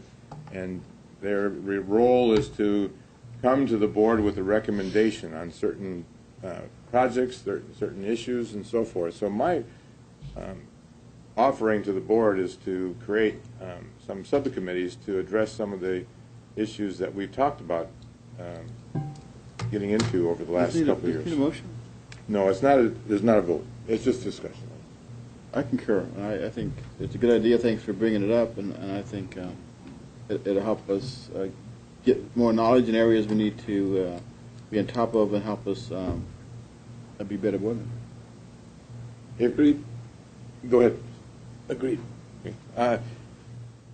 I sent you, and you have it in front of you tonight, my ideas of possible configurations and particular subcommittees. And for the audience, I've put together, we have 5 of us. And without overburdening any one of us, I've got 2 of us on each of 5 committees. And in doing so, I put the chairman of the committee in such a way that each of the 5 of us is chairing a particular committee. Who's on these were just thoughts I had, and I'm open to any discussion that the board might want to provide. For the public, there are 5 board committees. Their roles might be might change. They're very broad, but board policy is one, finance is another, charter schools, we have 2 of them in our district, is a third. We have evaluations for both the chancellor and the board itself that we might want to continually improve on as well. So those are the last 2 of the 5 committees. So Could we make that charter school / dual enrollment? We're looking at 2 different things. we could. This is just a suggestion. I'm open to any changes. Mr. Burke. Mr. Chairman, we do have an existing committee, the Audit and Finance Committee, with 2 members already on that. So that, I think, needs to be added. I believe when you say finance, I think you're thinking budget. I am more or less. Yeah, so call that budget. I will. Yeah, and the Audit Finance Committee is an established committee already, and Mr. Lumm and I serve on that. Would you be opposed to fetching your time into another committee? No, He's I not will. He's not on this one you've got outlined. Huh? Would you be willing to take on another subcommittee besides? Surely. that? Okay. Oh, surely. That's my question. You know me, I like to go to meetings. That's good. If anybody thinks that there's anything other than meetings, they're mistaken. That's what we do.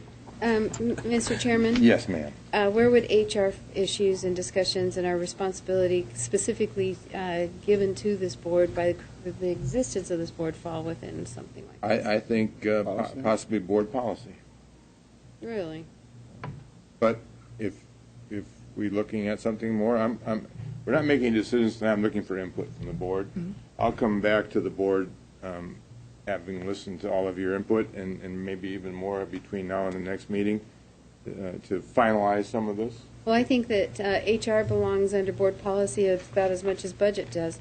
Budget and HR are the two key responsibilities that we are not given the authority to actually abdicate in the manner we have. So, if we're going to have budget, I think that we need to also have HR, and I think that board and chancellor evaluations could be thrown together. Okay. And my name isn't spelled like that. Sorry. Yeah, my mistake. I'll work on that too. Mm-hmm. Any other comments or suggestions or helpful ideas? Okay. I will provide something more at our next first meeting of the month. It'll be the second week. Tuesday. Oh, we don't have one in May? Okay. I might sneak it in there. Another meeting is fine. All right, moving on. We are at the Community Linkage Governing Board Reports. Mr. Burke. Oh. Hang in there. Yes. Want me to Yes, paper. Let me go to Ms. Pearson first. Okay, good. No report. I'm ready. Okay. Mr. Burke. I had to write them down. I can't remember them off the top of my head. Since the last meeting, I've attended 2 events to celebrate new facilities for veterans, one at Rio Salado's location in Tempe. That facility serves veterans at Chandler Gilbert, Rio, and Scottsdale. Then the second event occurred at Phoenix College, where they opened a veterans facility in the Student Union building. Other activities included attendance at the Artists of Promise at the Orpheum Theater, where award-winning students from various colleges performed in music, dance, drama, and where they displayed art. In addition, I went to the Writing Awards program at Scottsdale Community College for students in drama, script, poetry, and fiction. Then I went to the Heroes Education event honoring Vince Roig of the Helios Foundation, and attended a luncheon today where the foundation gave awards to students and employees alike. Thank you very much. Mr. Gutierrez. Mr. President, I've just been generally making a pest of myself. I have been, I think, to all of the community colleges except Glendale. For some reason, they don't invite me there. I'm scheduled for May 19th. There you are. There you are. That's what you have to do to get invited to Glendale. You have to. But it's as I said earlier. It's been a wonderful journey of meeting some fabulous people, doing incredible work, passionate people. And I think there's nothing greater than meeting with people who are intellectually exciting, who are passionate, who believe deeply in what they're doing. And I think that's been the case in each and every instance. I haven't finished my journey yet. There's Glendale to go. But then don't think you're getting away. I will be revisiting, I'm sure. Mm-hmm. And I particularly want to thank the Vice Chancellors. I've spent an immense amount of time with Ms. Thompson, with Ms. Marinick, just trying to understand this district. This is an immense and complex place, and I'm afraid that sometimes we get a glimpse of it, of one wheel of what is really a big train, but we're focused on one wheel moving forward. And I've been trying to get a glimpse of it all and understand it all in one panorama, if you will, and it's been tough. I want to apologize to President Lujan and President Sully. because it had to happen. I have an already overambitious calendar, and I've added probably 50 meetings or 60 meetings in the last month and a half or so. So I had to screw up a couple of them, and I did. A meeting with President Lujan and President Sully, so I apologize to both of them. I've gone back to President Lujan, and I'll be with President Sully soon. So thank you all. Thank you. Mr. Lumm. Yeah, I think that, went to a lot of meetings with Doyle and Dana, and the veterans meeting, the veteran openings are always exciting and an honest thing, and the Artists of Promise was just a very special event. It was great attendance. I think it's the best ever attendance, and I just wish everybody in town could catch that, a beautiful showing. I just went to the sustainability conference that they had at Glendale, and I thought that was really nice. The faculty was doing a workshop mainly for staff on how to bring sustainability into the college and talking about the report. And I only caught a glimpse of that. I went and caught the last few hours of it because I wasn't able to get there earlier. I had actually took my wife after having surgery to the meeting to sit there with me because I wanted to attend. She had the big dark glasses on. She had but she was cooperative and did that. Cruel. I'm cruel, but I believe in sustainability. One thing that was just really special, and I think this is literally life-changing, was the Genocide Awareness Conference. And I asked that. I think they're going to present tonight. Are they doing that? Is that correct? And just heart-wrenching stories. I got to hear Oscar Nolenbach. He's a Holocaust survivor. He was German and escaped to Poland, and the Nazis took over Poland, so he was imprisoned over there. And he was just a young man at the time, and what a story he has, and I ended up hearing his story and purchasing his book. Dr. Linda Green came up from the U of A and talked about genocide in Guatemala, and then there was someone there from the refugee program, and I was saying, well, how come Guatemalans who've been tortured over there, and you really can't go back without getting killed, aren't refugees? And he said, well, it's political, So there's so much you learn and try to understand about these stories, and there's so many I missed: the Native American and the Japanese imprisonment. I also was there to catch the Armenians. I wasn't very familiar with the Armenian genocide, the people who were in the Turkey Ottoman Empire, and who during the period of 1915 to 1923 were killed. By about 1.5 million people were killed there and then resettled, and they're still trying to recapture their identity through the church and through just their identity. And it was sad to see there was a person there. And I was taking films just myself to take click shots, and I took a shot before they spoke, and I took a shot while they were speaking. And one person who I think was Turkish was there, and he was mocking them and saying, well, what do you want, what do you want from the Turkey government, land and money? And they're saying, no, we just want to be recognized that the Holocaust, the genocide took place. And so it was tough. And even Dr.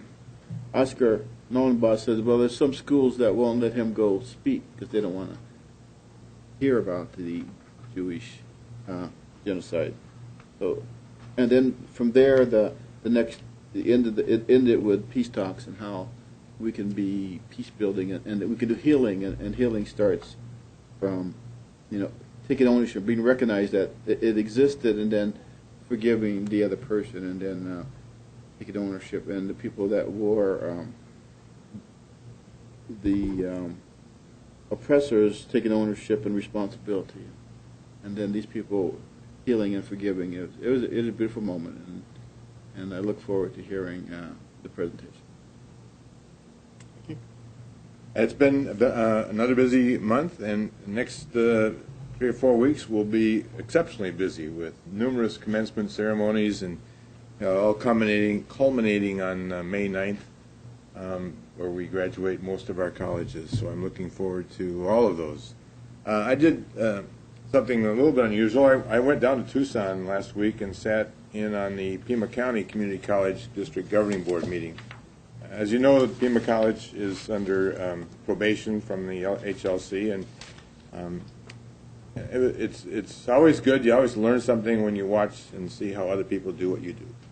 And they're very interesting. It's a very good meeting. They do some of the things that we do. They do some things differently than we do, but all in all, I came back with some new ideas, and you might see those in upcoming meetings and so forth. But you get a chance that they are going to come up here and sit with us too at some point. So we look forward to that. Secondly, I had a great meeting, and thanks to Scottsdale Community College for putting together a meeting between Dr. Kaur and myself, the superintendent of the Scottsdale Unified School District, as well as their governing board president, talking about the possibility of expanding our programs for both dual enrollment and more importantly, I think, concurrent enrollment. Scottsdale's doing some reorganizing in their high schools, and the conversation was how we can work together to give students the opportunities in high school that we have the ability to offer them. And I think that is something that we'll see more and more of as school districts in the K-12 world realize that we're here and that we have some great opportunities to work with them. Moving on, we'll give the chair right now to our Chancellor, Dr. Gasper. Mr. Saar, members of the board, first and foremost, I would like to thank the board for supporting a $3 increase in tuition. I say that in the context of the work that our faculty and staff are doing and that we will continue to do, and that as we move forward with our metrics and our monitoring reports, we take great favor in looking at what I would describe as best practices at each of our colleges and trying to find an opportunity for us to align those activities and be able to utilize the words that Dr. Rivera was saying as well, and that is how we can share them among our colleges, how we can replicate them and scale them. However we choose to do it, I would ask that we think about trying to roll things out sooner than later. What we cannot wait for is 10 colleges to approve a particular process. We have gone through those changes and transitions for many years. We need to find the passion that is at one college, and if it works, then we need to move something, we need to adopt something, and we need to move the needle. And I think with the resources that are provided, both one-time and permanent, that we can make that change. Change is difficult for many of us, and we've been doing business in different ways for many years. But I want to applaud all the faculty and staff for the work that they're doing and the leadership to try new things. There are a number of initiatives that we have on the table now, and we are having to take a step back because we do not have enough resources to get everything that we would like to get done in the next 2 or 3 years, focused around seamless student experience and student success initiatives and so forth. But your support will help us maintain some of that momentum that we had. One of the biggest fears is that I have at this particular point is that we stop the momentum and then we start getting complacent and we fall back to some bad habits. I don't think that would happen, but there are a number of different challenges that we have. And I would say some of them are the fact that we are a large institution that as the valley in the economy picks up, we will get larger. And we need to decide how we're going to manage that growth. I've had conversations among our presidents, and I've shared comments here, and it centers around and this is a term we've been using, three-legged stool, now down to two-legged stool. And we're still working with the state. We have, Don Wallace will share with you that we have our line item back in the budget for STEM capital, and $1.4 million. It gives us a start, but we cannot wait on the state or anyone else to solve what I think is going to be a systemic change for all of us. And I applaud the comments that are being made from Mario Diaz today and our board members and others. And we are not sitting idle. We're trying to figure out ways to move this district and find a sustainable revenue source. But I will tell you, talk is not cheap. And when we come with a recommendation, you can believe it'll be a disruptive, innovative recommendation. It'll be something that we have not done before. It'll be something that will cause all of us to think about where is this district going. And it has to be disruptive enough to generate the resources that we need to replace. And if it's not, then we can't be spending our time.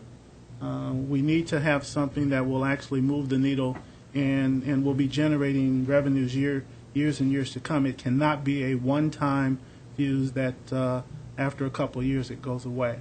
So I'm asking you to be prepared to work with us. I'm encouraged to see a committee, and I will provide my input in terms of the committees. I think strategic planning, finance, and budgeting could work in one major area, and it can be one that can challenge us to throw out as many ideas that are plausible, and we can pick one or two. And once we do it, the opportunity is that the board will own this, and that the board will support us, and that the board will challenge us to make it happen. So I look forward to this conversation. Thank you. Next is the Faculty Executive Council report. Tricia? Thank you, President Saar, members of the board, Chancellor Glasper, members of CEC, and guests. This meeting marks my final presentation to the Governing Board as Faculty Association President. It has been a real honor working with the faculty of the district, the other employee groups and group leaders, the administration, and the Governing Board to further our shared goal to better serve our students. It is my pleasure to pass the torch to Keith Hefner, who will become Faculty Association President in May. And I'd also like to introduce Selena Bednarik, faculty, or Phoenix College Nursing faculty, there she is, who will serve as the Faculty Association President-elect during the 2014-15 academic year. I will be continuing as past president, and with the support of the other officers of the Faculty Association, which several are here, and the Faculty Executive Council, we will work together to provide the high-quality education to maximize our students' success. Thank you. Thank you. Very Thank much. you.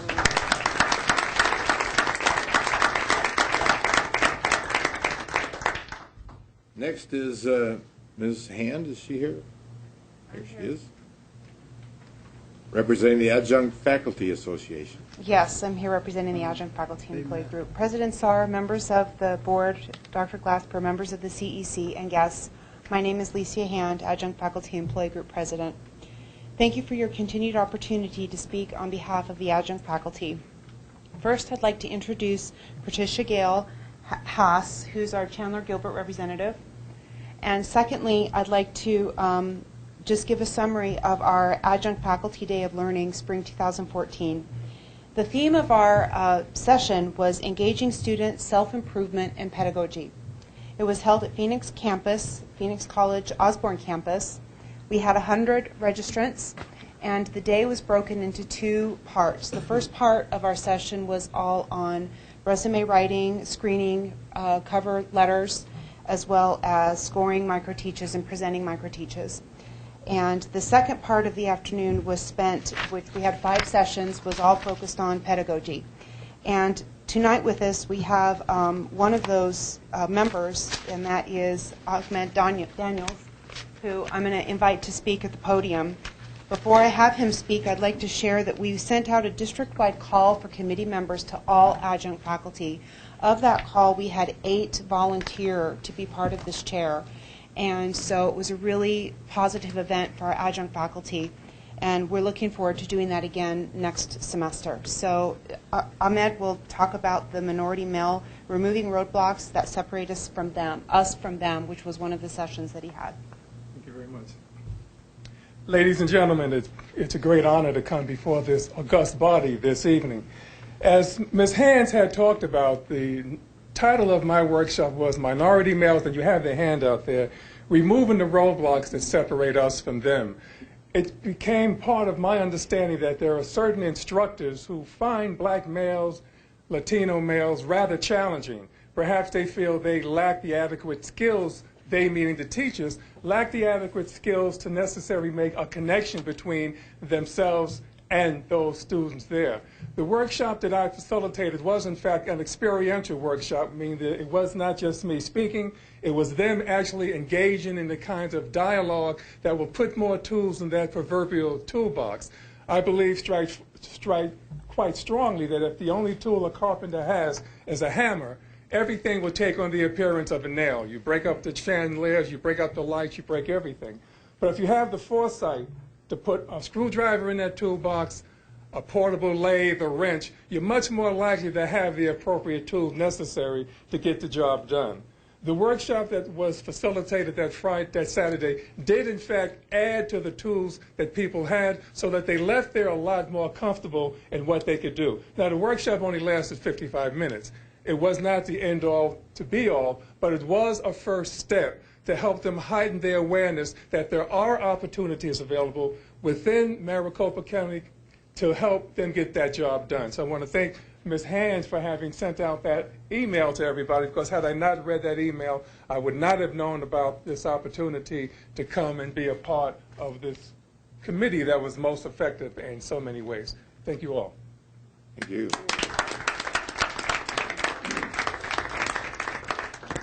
And by the way, congratulations on 500 miles in 100 days. Actually, it was 1,500. If you rode a bike, it had to be 1,500. Yeah, right.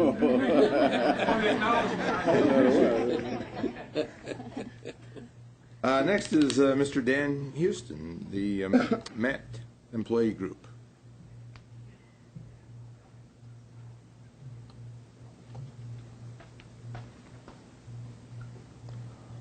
President Saar, members of the board, Dr. Glasper, members of the CEC, and guests. My name is Dan Houston. I'm the MAT president, and we wanted to express gratitude also for your support of the tuition increase. More importantly, we appreciate your thoughtful consideration of the increase, as well as the symbolic gesture of 1% COLA. Honestly, because with the EBAC, our healthcare costs going up a little bit.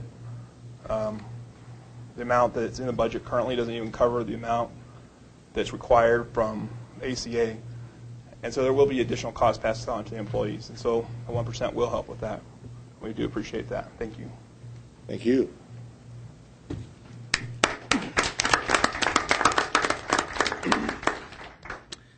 Next on the agenda is Dr. Stephen Helfgott, representing the foundation.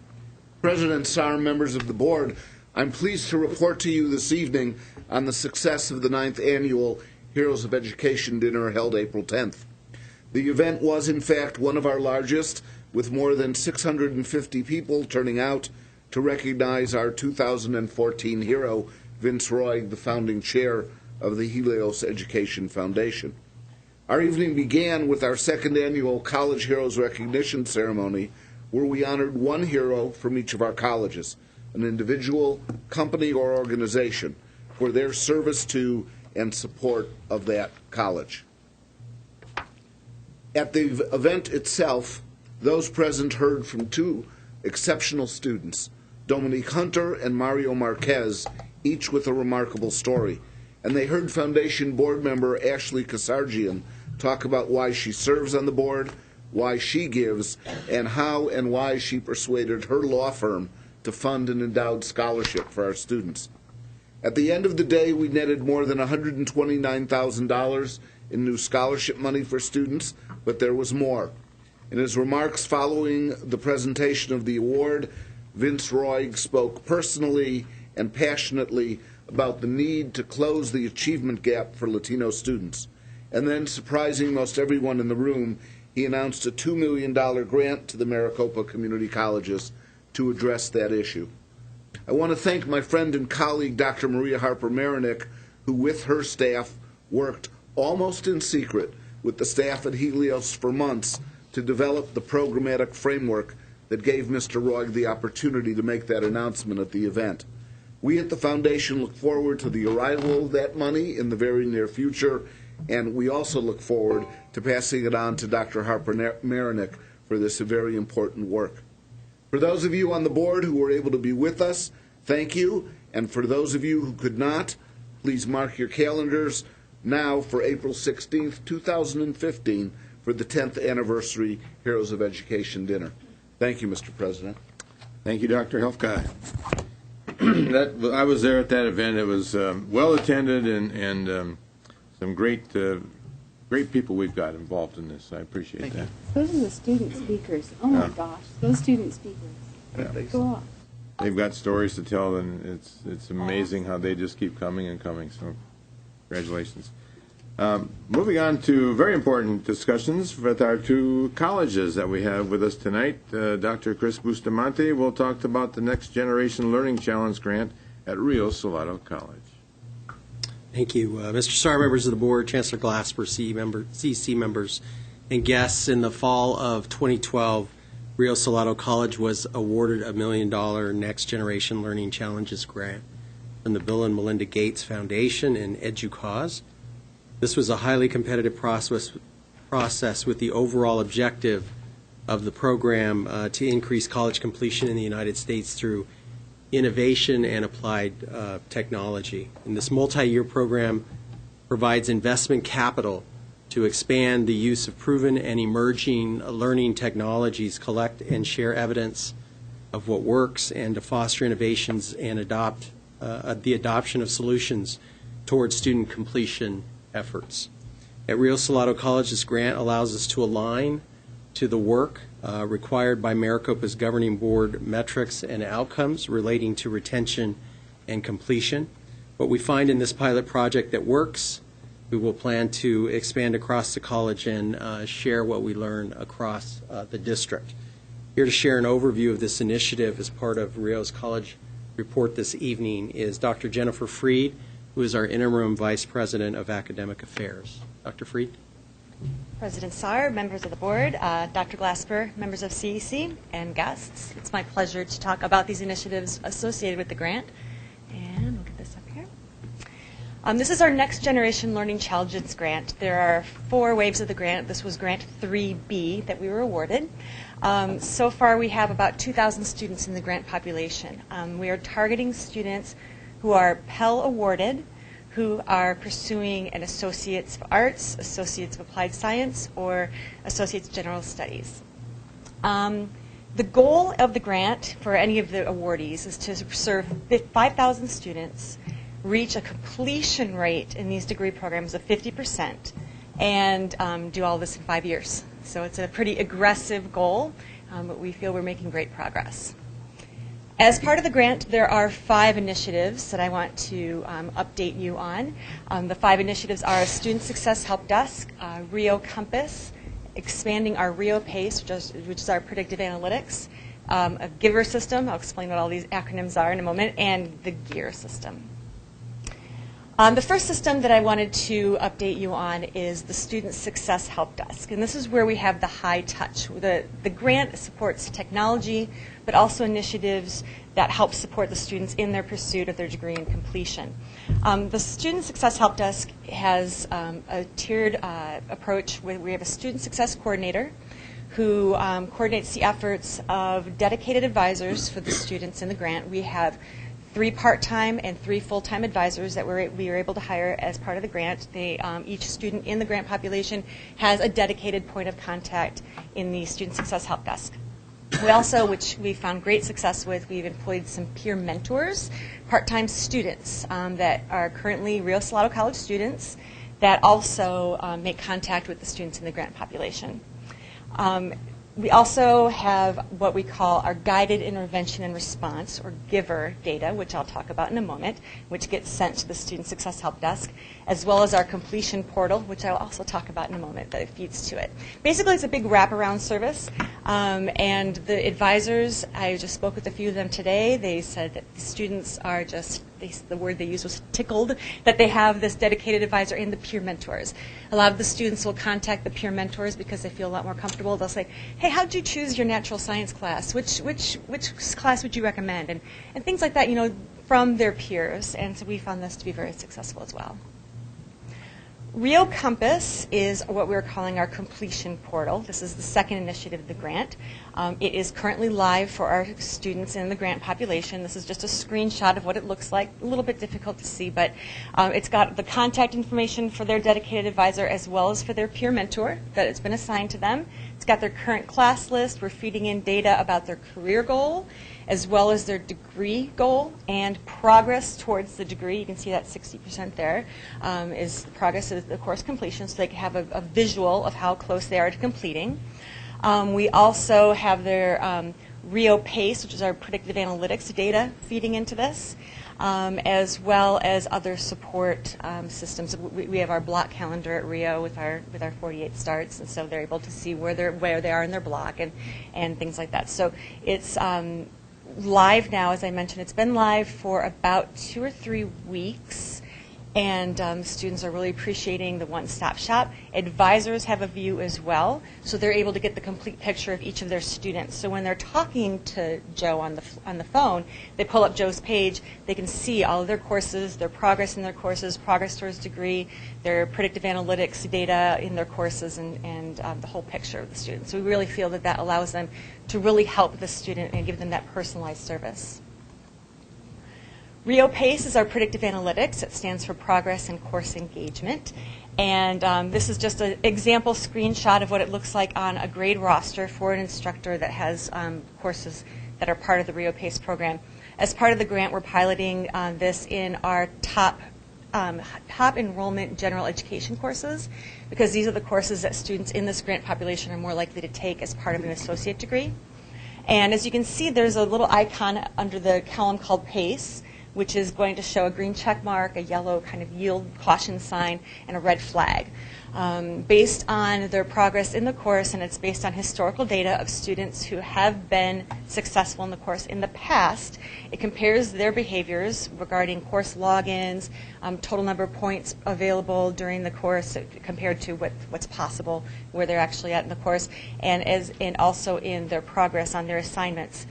And they compare that to the behaviors of students in the past that have been successful, and it flags them as, yes, you're showing the same behaviors that those students that have been successful in the past, or, you know, you may have 1 or 2 behaviors you want to work on, or, you know, you really need to work on your approach to the course. Hovering over the icon tells the student which aspect of PACE they need to improve upon, so it's not just a guess. So that's available now for some adjunct in our pilot courses. The grant has allowed us to expand on the availability through the Rio Compass for the advisors to also see this view, and also has allowed us to spend some time tweaking the algorithm to make it more accurate. This is just a graphical image of our GIVER system, which is the guided intervention and response. It's very similar to an early alert, but it's much more sustainable, we believe. It's scalable. It's got a series of automatic triggers as well as manual triggers that feed into the system. So for example, Rio PACE data, if a student goes from green to yellow or yellow to red, that will automatically feed into the system in what we call a trigger. Adjunct faculty can enter information. Gosh, Joe emailed me yesterday and said that he had to spend the night in his car and couldn't get his assignment in. I'm going to put a trigger into the system that they need an intervention.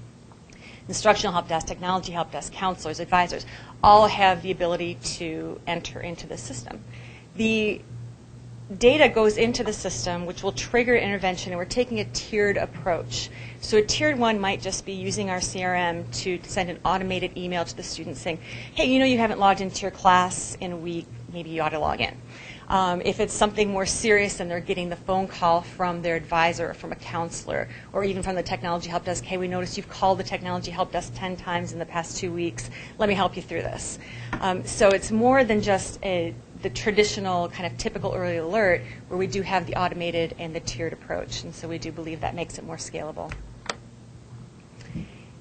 GEAR, the final initiative, stands for Guided Evaluation Assessment Response. And GEAR is being implemented also in the same classes that Rio PACE is being piloted in, the top enrollment general education courses. The idea behind GEAR is it's aligning feedback with a grading rubric that is already in the course, so that an instructor can, it's very difficult to see, but under each concept there's definition, example, URL, so and so forth. They're grading the assignment. They say, concept 1, why is the sky blue? Well, they really understood why the sky was blue, but they didn't provide an example. The instructor clicks on example, and then under concept 1 on the right, some feedback response displays. They copy to clipboard, and it goes into the feedback to the student on their assignment. Likewise, there's a rubric on the bottom for completeness, knowledge, whatever the dimensions are in the rubric. And this instructor can say, excellent on completeness, very good on knowledge, needs improvement on writing. And it will automatically create this feedback as well. This is not canned feedback, and we don't want anybody to think that we're providing this canned feedback at all. But what this does is it allows for the course developers to come up with these rich feedback, these resources. You'll notice under one there's a URL. We can provide YouTube videos. We can provide access to journal articles, enriching materials in the automated system, so then the instructor can focus on the specific items that the student needs. So they're providing this rich kind of information package to the students, and then they go in and say, Sally, you did great on this. Here's some resources for you. You may be more interested in this journal article, or why don't you read this video? And while I'm here, I'm going to spend time looking at your assignment and telling you exactly what you did right, exactly what you need improvement on. It frees up the time of the instructor to really focus on that. And the feedback we're getting on the students is really impressive. They think, gosh, my instructors never gave me this much feedback before. I really learned from this class. I not only learned from doing the assignment, I learned from getting the graded assignment back. And so we're finding that is an exciting initiative as well. In these courses, we are measuring student learning outcomes. So we've already collected baseline data on critical thinking and writing. We're implementing this as the intervention. We're going to, at the close of this semester, collect data again to see if the critical thinking and writing outcomes have improved with the implementation of this, because we do feel the added resources for critical thinking and writing will really help with the students as well. That's just one grant. And so we have other exciting initiatives as well, other Gates-funded programs. For example, the Adaptive Learning Market Accelerator Program, or ALMAP grant, is allowing us to pilot some adaptive learning platforms with our developmental ed English students. And that's moving forward right now in a pilot phase. We have our Predictive Analytics Supporting Grant, we have a Purdue Analytics Grant, and we're a member of the Gates Personalized Learning Network, which is a series of quarterly convenings with other institutions that have Gates-funded projects regarding personalized adaptive learning, personalized support services for students. A lot of the things that I just spoke about for the NGLC grant is part of that program. So we're very fortunate to have the opportunity, and we do feel that we are helping our students, and we do feel that after the funding period, because of the technology infrastructure that we're putting into place, that it will be scalable and sustainable beyond the period of the grant. Any questions? Scaly, this is really good stuff, first of all. Thank you. You got 70,000 students. We're talking really scalability here. Mm-hmm. I guess my question is, maybe for the Chancellor, something like this with all that intervention, is that scalable to 260,000 students? Well, we would hope it would be, and as Chris stated earlier, that what they expect to learn from some of these items will be shared with the other presidents, and we can test it with the models. I look forward to seeing how this whole program affects our outcomes. Yes, we want to make sure the completion and retention are really impacted by this. And I can also see not just completion, but keeping the students progressing towards their goal, whether that's a certificate or transfer, whatever it is. This has some great potential. I know it's happening. Great, thank you. Thank you very much. Next,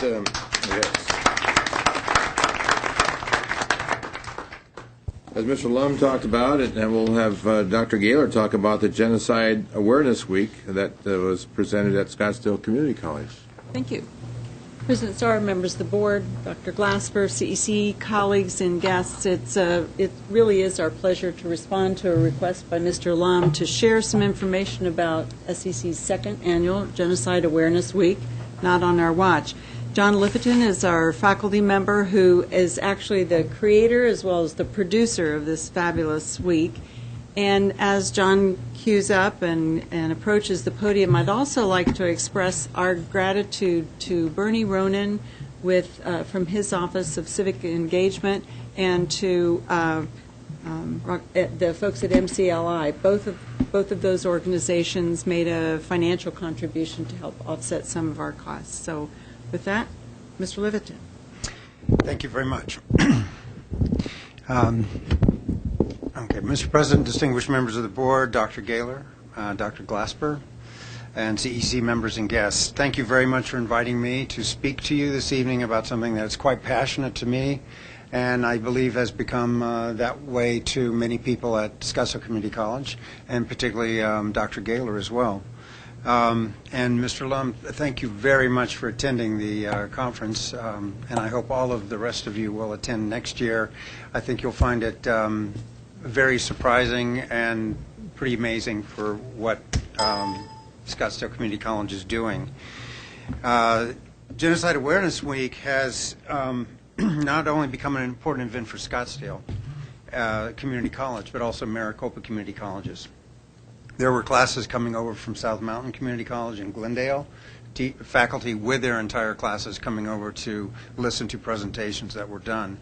There were people coming from Tucson. We've had people from California, people from Flagstaff, all over the Southwest. It has truly developed into a regional conference, and I can say that only in 2 years where we've had a 6-day conference. There are other conferences, and I'm going to say Generation Awareness Weeks, and I'm going to say that they call themselves that. But there are very few that go on for 6 solid days where you have 3 or 4 presenters in the morning and a major event in the evening. We vary our genocides, as it were, for lack of a better term, lack of a better way to express that. We vary them.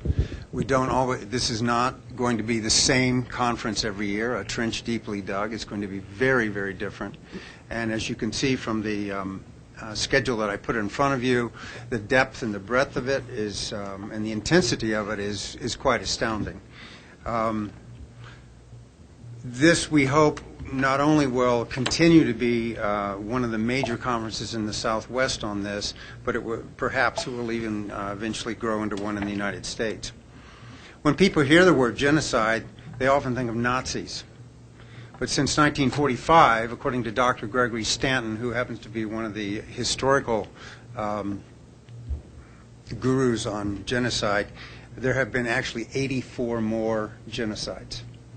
I don't know if you know this, but there's been over 100 million people killed from genocide since 1945, most of whom are the elderly or women and children. So it's not a thing of the past by any means, as you can well, in our lifetimes, in your lifetimes, Cambodia, 20% of the people, 1 out of 5 people were killed. Guatemala, Congo, Rwanda, China. We think of Hitler killing 6 million Jews and 5 million others. Stalin killed 20 million. Mao Zedong, 50 million. So it's not something of the past. It's happening even today. You all remember Kosovo and Bosnia, but today in the Central African Republic it's going on, right as we're sitting here. In Darfur, North Korea, Syria. It was a very interesting point that Mr. Lumm brought up about this Turkish young man in the Genocide Awareness Week, speaking with regards to the Armenian genocide, which has its 100th anniversary next year. The Turkish fellow was defending his country as he saw it, and I thought it was great that this came out in the conference. It's a contentious issue that is a very important issue. There was a full court press put on by our government to stop our government from recognizing the Armenian genocide a few years ago. Why? Because we have a very important base there. And if you had been to the first opening event, you would have seen not one, but 3 ambassadors, and we can have them there, Mr. Ambassador Harry Thomas, David Dunn, that's Virginia Cordy, who's a local councilwoman, who was the moderator of the panel, Dr. Gaylor, Doug Hartwick, who was ambassador to Laos, and myself, and they talked about how dealing with an issue that is cut and dried, such a genocide, is not such an easy thing to do. You have to look into the issues that have taken place within domestically. What do people think? But also multilateral issues. It's not just a cut and dried thing that you can take care of. So it was great that this Turk brought up the issue to show the contentiousness of this and how important it is today, and how our students and faculty and frankly the local community need to know about this. I don't know if you heard about this one, but this, obviously you heard on the news about the gentleman in, well, he's no gentleman, but the fellow in Overland Park, Kansas, what he did last week. He went in and shot 3 Jewish people. KKK. Here we are in the 21st century. He did not kill Jewish people. It's horrible. I'm sorry? They ended up not being Jewish. And what else happened in the Ukraine this week? The Eastern Ukrainians, who are Russian sympathizers, are asking for Jews to go in and get identity cards that have Jew put on them. So it's happening. You know, almost 80 years after World War II, it's happening. What we do at SCC is we look at the United Nations definition, and we try to apply that to our speakers and what we're doing there. And I think it does make a major impact on students. I've had one Canadian young man he did one on the Holodomor, which was in the Ukraine when Stalin killed 20 million, and he found out his grandparents were involved in that. He never knew that. I had an Iraqi war veteran who came back and said, when I came back, I didn't give a damn what happened to the Arabs. But he said, my children were looking over my shoulder while I was doing this report. And he said, I had to think about that. And now, he said, my ideas have totally changed. So we're making an impact at SCC on this. I'll talk a little bit about this. Here we do civic. Dr. Gaylor really is very much into civic and global engagement, which is really important for our students to see that they're not just in a classroom reading a text. They have to be able to hear other people speak so they can get that meaningful academic discourse outside of a classroom. And they can see that, hey, there are people who live this. One thing that Oscar, I thought, was great. He said in a discussion with a bunch of students, he goes, you know, you guys are worried about your boyfriends and your girlfriends and your cars and all this. He said, that's not important. And I get, excuse me, I get a little choked up about this because his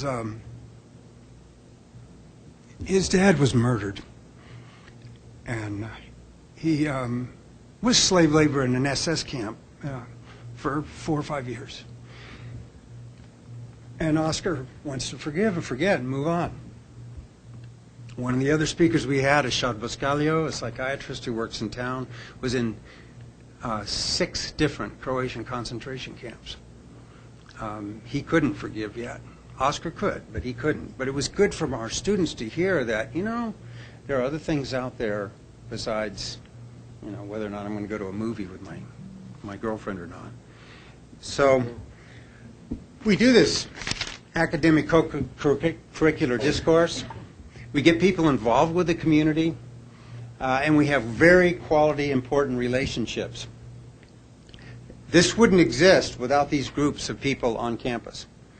I cannot thank them enough for what they do. You all know how hard it is to get people moving, but to get them moving in unison, and I can tell you at SCC, all of these groups have risen to the occasion, have put their whole effort into making this a success, and not one of them has ever complained. It's like, it's amazing. And at the bottom, MCLI has come into it this year, and they brought in a speaker, and we've also been working. We did a workshop this year. We try to do a workshop every year. Last year it was with the U.S. Holocaust Memorial Museum in D.C., and this year it was with a peace building workshop out of Baltimore. Okay. So we realize that we have got to put this out there for our students. It's a shrinking world.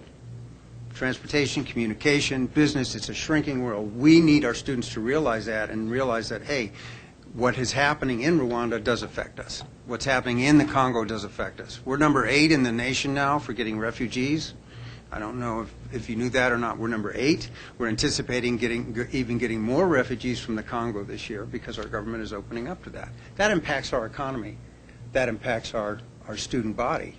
There are many of the refugees who end up going to Phoenix College, as well as elsewhere. I had one refugee student of mine who, he did survive a genocide. He had one arm, but only partially of that arm, and the other one was missing. He'd been chopped off with a machete. So that's the sort of people we're getting, and our students do need to know about that. 3 years ago, we started a partnership with the U.S. Holocaust Memorial Museum in D.C. We had a June educators workshop. Think about that. June, the middle of summer, everybody's on vacation, students are gone. We still had 130 teachers show up. The day before, they had done it at a university to the north of us, a couple hundred miles to the north of us. They only got 30 teachers up there. So we had 130, and we started thinking about, well, how can we improve this? Well, Dr. Gaylor, Dr. Kaur thought, well, why don't we do it in April, before teachers leave? Better weather. Actually, April happens to be Genocide Awareness Month because of Rwanda. And we started working on it with the Holocaust Museum and other partners. The Armenian Church, for one. And you can see there the people who are really supporting us, and have, not only are they supporting us in terms of providing speakers, but also funding us. We brought in a Camp Darfur in 2013. This is from 2013. And the Holocaust Memorial Museum did a workshop on the Friday and Saturday. Just to give you an idea, from 2013 to 2014, we had a 28% increase in attendance. That's within the lectures. That's not the static displays or so. On the left-hand side, that's a photo of students at one of the lectures. So you can see how full it gets. On the right-hand side is the weekend workshop that was provided by, in this case, was the Holocaust Museum. This year we had another group. So why do we get good attendance? Because we have really good, important speakers.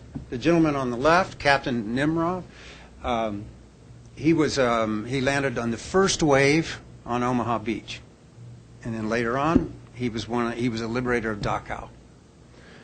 The woman on the right-hand side there is Ella Weisberger. She was actually in the play in the concentration camp, Theresienstadt. She's the only person left from that.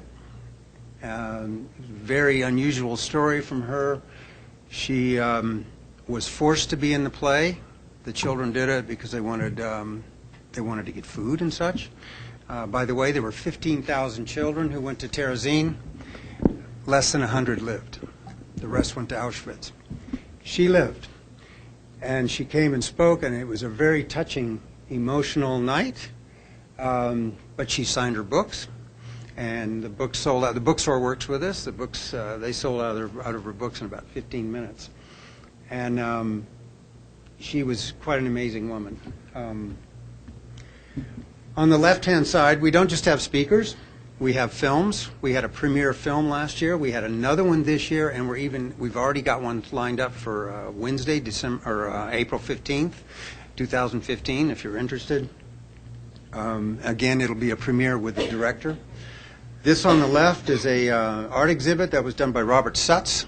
He's an officially sanctioned artist out of for the U.S. Holocaust Museum. He does kind of 3D work. He does plaster busts of survivors and liberators. And then next to them, he'll have their bios. And around them, he'll have photographs of things that they experienced or saw. It's really unforgettable, but that's the whole point. The gentleman on the left, are you familiar with Carl Wilkins? Carl Wilkins of Rwanda fame. He was the American who stayed behind. He wrote a book, I Will Not Leave. It's just been made into a documentary. He came and spoke to us last year. This year, we Skyped him on the Wednesday night when he was in London because he was on his way back from the 20th anniversary of Rwanda. He saved over 100 children in an orphanage. He waited around while these men with machetes were ready to go out and kill them. Well, we're very fortunate. We get to go to school. We wake up in a bed every night. We don't have to worry about where our food comes from. But our students need to know that there are people out there who don't know if they're going to live the next day, who don't know if they're going to be raped, who don't know if their child is going to be kidnapped to taken to be a soldier. These are things our students need to know because it's affecting the world. And again, as you very well know, the world is getting smaller and smaller. An interesting thing happened. We had Stephen Luckert, MCLI, and Bernie brought in Dr. Stephen Luckert from the U.S. Holocaust Museum. And this was totally unsolicited. But he said that quote at the bottom. Scottsdale Community College's model for Genocide Awareness Week should serve as the model for other organizations to duplicate around the country. And this was further borne out in that Claude Gatabuke, a Rwandan survivor who spoke to our students, he said, I speak all over the United States, but there's nothing with this depth. He says, you can go to, what is one of the one he says, San Diego City Community College. And he said they have a couple of days, maybe with one or two speakers, but nobody is doing anything remotely like this at all. So we hope that next year you will come. We hope that you will bring your talk to your faculty about possibly coming and bringing their students. It will be different next year. There will be some emphasis on the Armenian genocide because it's the 100th anniversary. And as I said, we're already working really hard on that. And I thank everybody for all their support and look forward to answering any questions you may have. But before I go, you need a student's perspective. Okay? So I brought along a student. And Lauren, would you please say a few words? Thank you very much. Yes, thank you. Please introduce yourself. Board, presidents. My name is Lauren Zillman.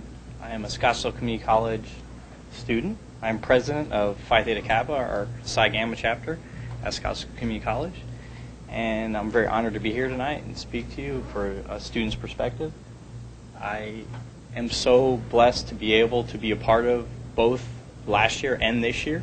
I sat in our organization, PTK. We do what we can to volunteer, as Dr. Giller likes to have us do at Scottsdale Community College, to really get involved with our community through various service learning projects.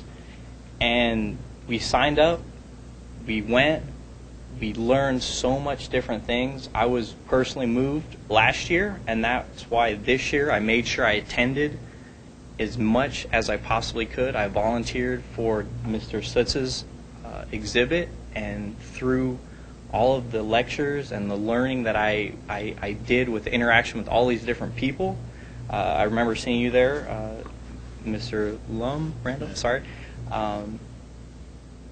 I was just moved. Even just listening to him right now, I apologize. I did get a little choked up thinking and kind of going back to the different things that people told me. I met a lady who was also a survivor of Holocaust. That was one of the, her son actually was a tutor for me, which thank you for having these programs at our schools too. I apologize on going off on that, but his mother told me her story of being in Poland and having to run from the Germans coming and going from Poland to Stalingrad down to Hungary and then finally Uzbekistan before coming over here to America. I mean, these stories were just so touching. I do think it's so very important for us students to not only learn about this, but to support it as well. And in the process of volunteering last year, I took it upon myself and in our organization to make sure that we were there to volunteer for everything possible. From Monday, when the first opening session was in with all of the wonderful speakers there, the ambassadors, to our play that we had, I Never Saw Another Butterfly, on Friday night, Saturday night. Our organization, we did everything we could, and of course Friday night was wonderful. We got to see the mayor and Dr. Geller learning how to drum with the... Oh, was I not supposed to say that? Oh, well, there's film somewhere, I'm sure. Maybe YouTube it or whatnot. Just so much beauty. I mean, it was very moving to have that on the Friday after the whole week of hearing maybe not so much happy things, but to see these guys drumming and dancing around, and of course you guys get involved, the mayor get involved before the play. Like I said, I mean, I'm touched. I'm actually going to be, this is my last semester at Scottsdale Community College, and I want to be very thankful for giving me the opportunity to be there as one of the Maricopa Community Colleges here. I'm so blessed to be in this place and this time, to be a part of all of these events, to be able, with our service learning, please keep it up. And that's about all I have to say. I just want to thank you again.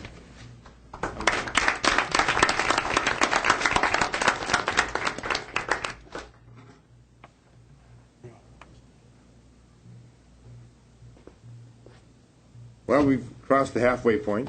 Just kidding. Mr. Burke, can you talk about AADGB? We will meet on Thursday, May 1st. Thank you. Mr. Lumm, you want to talk about ASBA?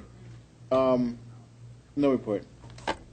And I have no report on ACCT. Well, we'll now invite Don Wallace to come up and give us what's happening at our esteemed Capitol in downtown Phoenix.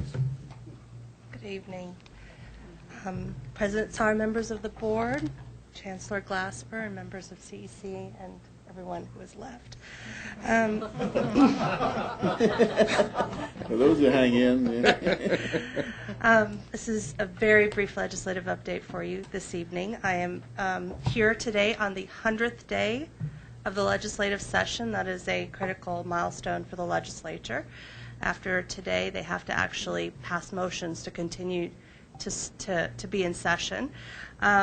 But we know that we are in Sine Die Week, and Sine Die Week, it will probably be tomorrow night or Thursday morning or late Thursday night, depends on how quickly they move over the last 2 days. So I'm going to present this as a recap of the session, because the next time I appear before you, or not appear before you, will be May, and this will be old news. So we played this session a lot of offense, and we played a lot of defense, and along the way, we learned a lot of stuff about Maricopa's presence at the legislature, and are going to use some of those lessons to work on our strategies for next year. But two highlights of this session for Maricopa. First, as the Chancellor mentioned, we were able to secure permanent base funding in the budget. We have our line back. It says our name. It's actually in a bill. I'm framing it. And it was $1.4 million, but starting with 0 and going up to 1.4, I mean, that's a significant contribution.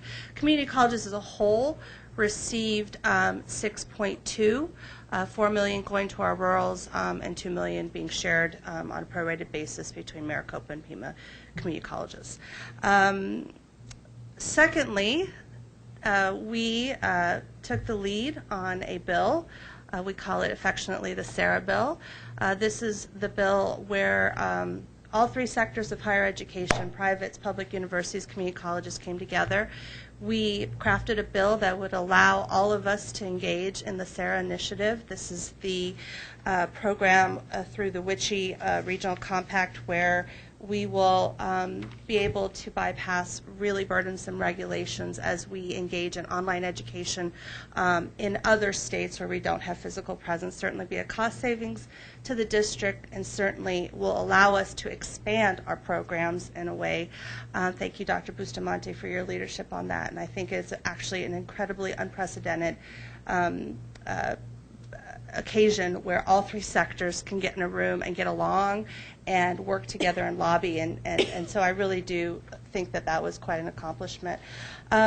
We played a lot of defense. There were some bills that would have negatively impacted our employees, would have impacted certainly our academic programs, and certainly some of our financial systems, to the extent that, you know, community colleges are regulated at the state. There were just a few items here and there. We were able to partner with our other political subdivisions to eliminate some of that risk. As far as sort of the intangibles of the session, I met with almost every member of the legislature. They were very productive meetings. I will tell you that everyone I spoke to had a community college story, whether it was their own, their spouse, their children, their parents. They met their wives there. They, one of the legislators, I think, actually started her career there.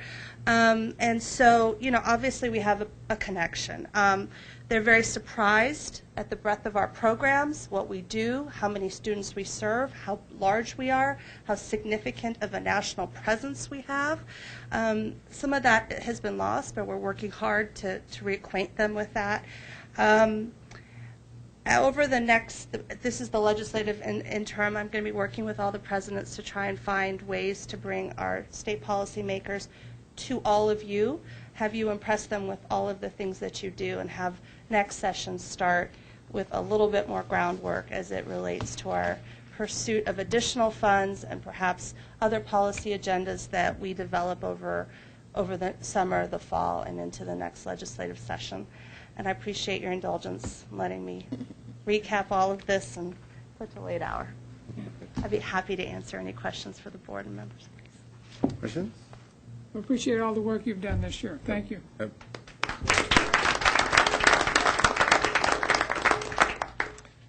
The next couple of meetings we have are on May 13th, right here in the Governing Board room, agenda review, and our monthly meeting on May 27th at 6:30, right here in the Governing Board room.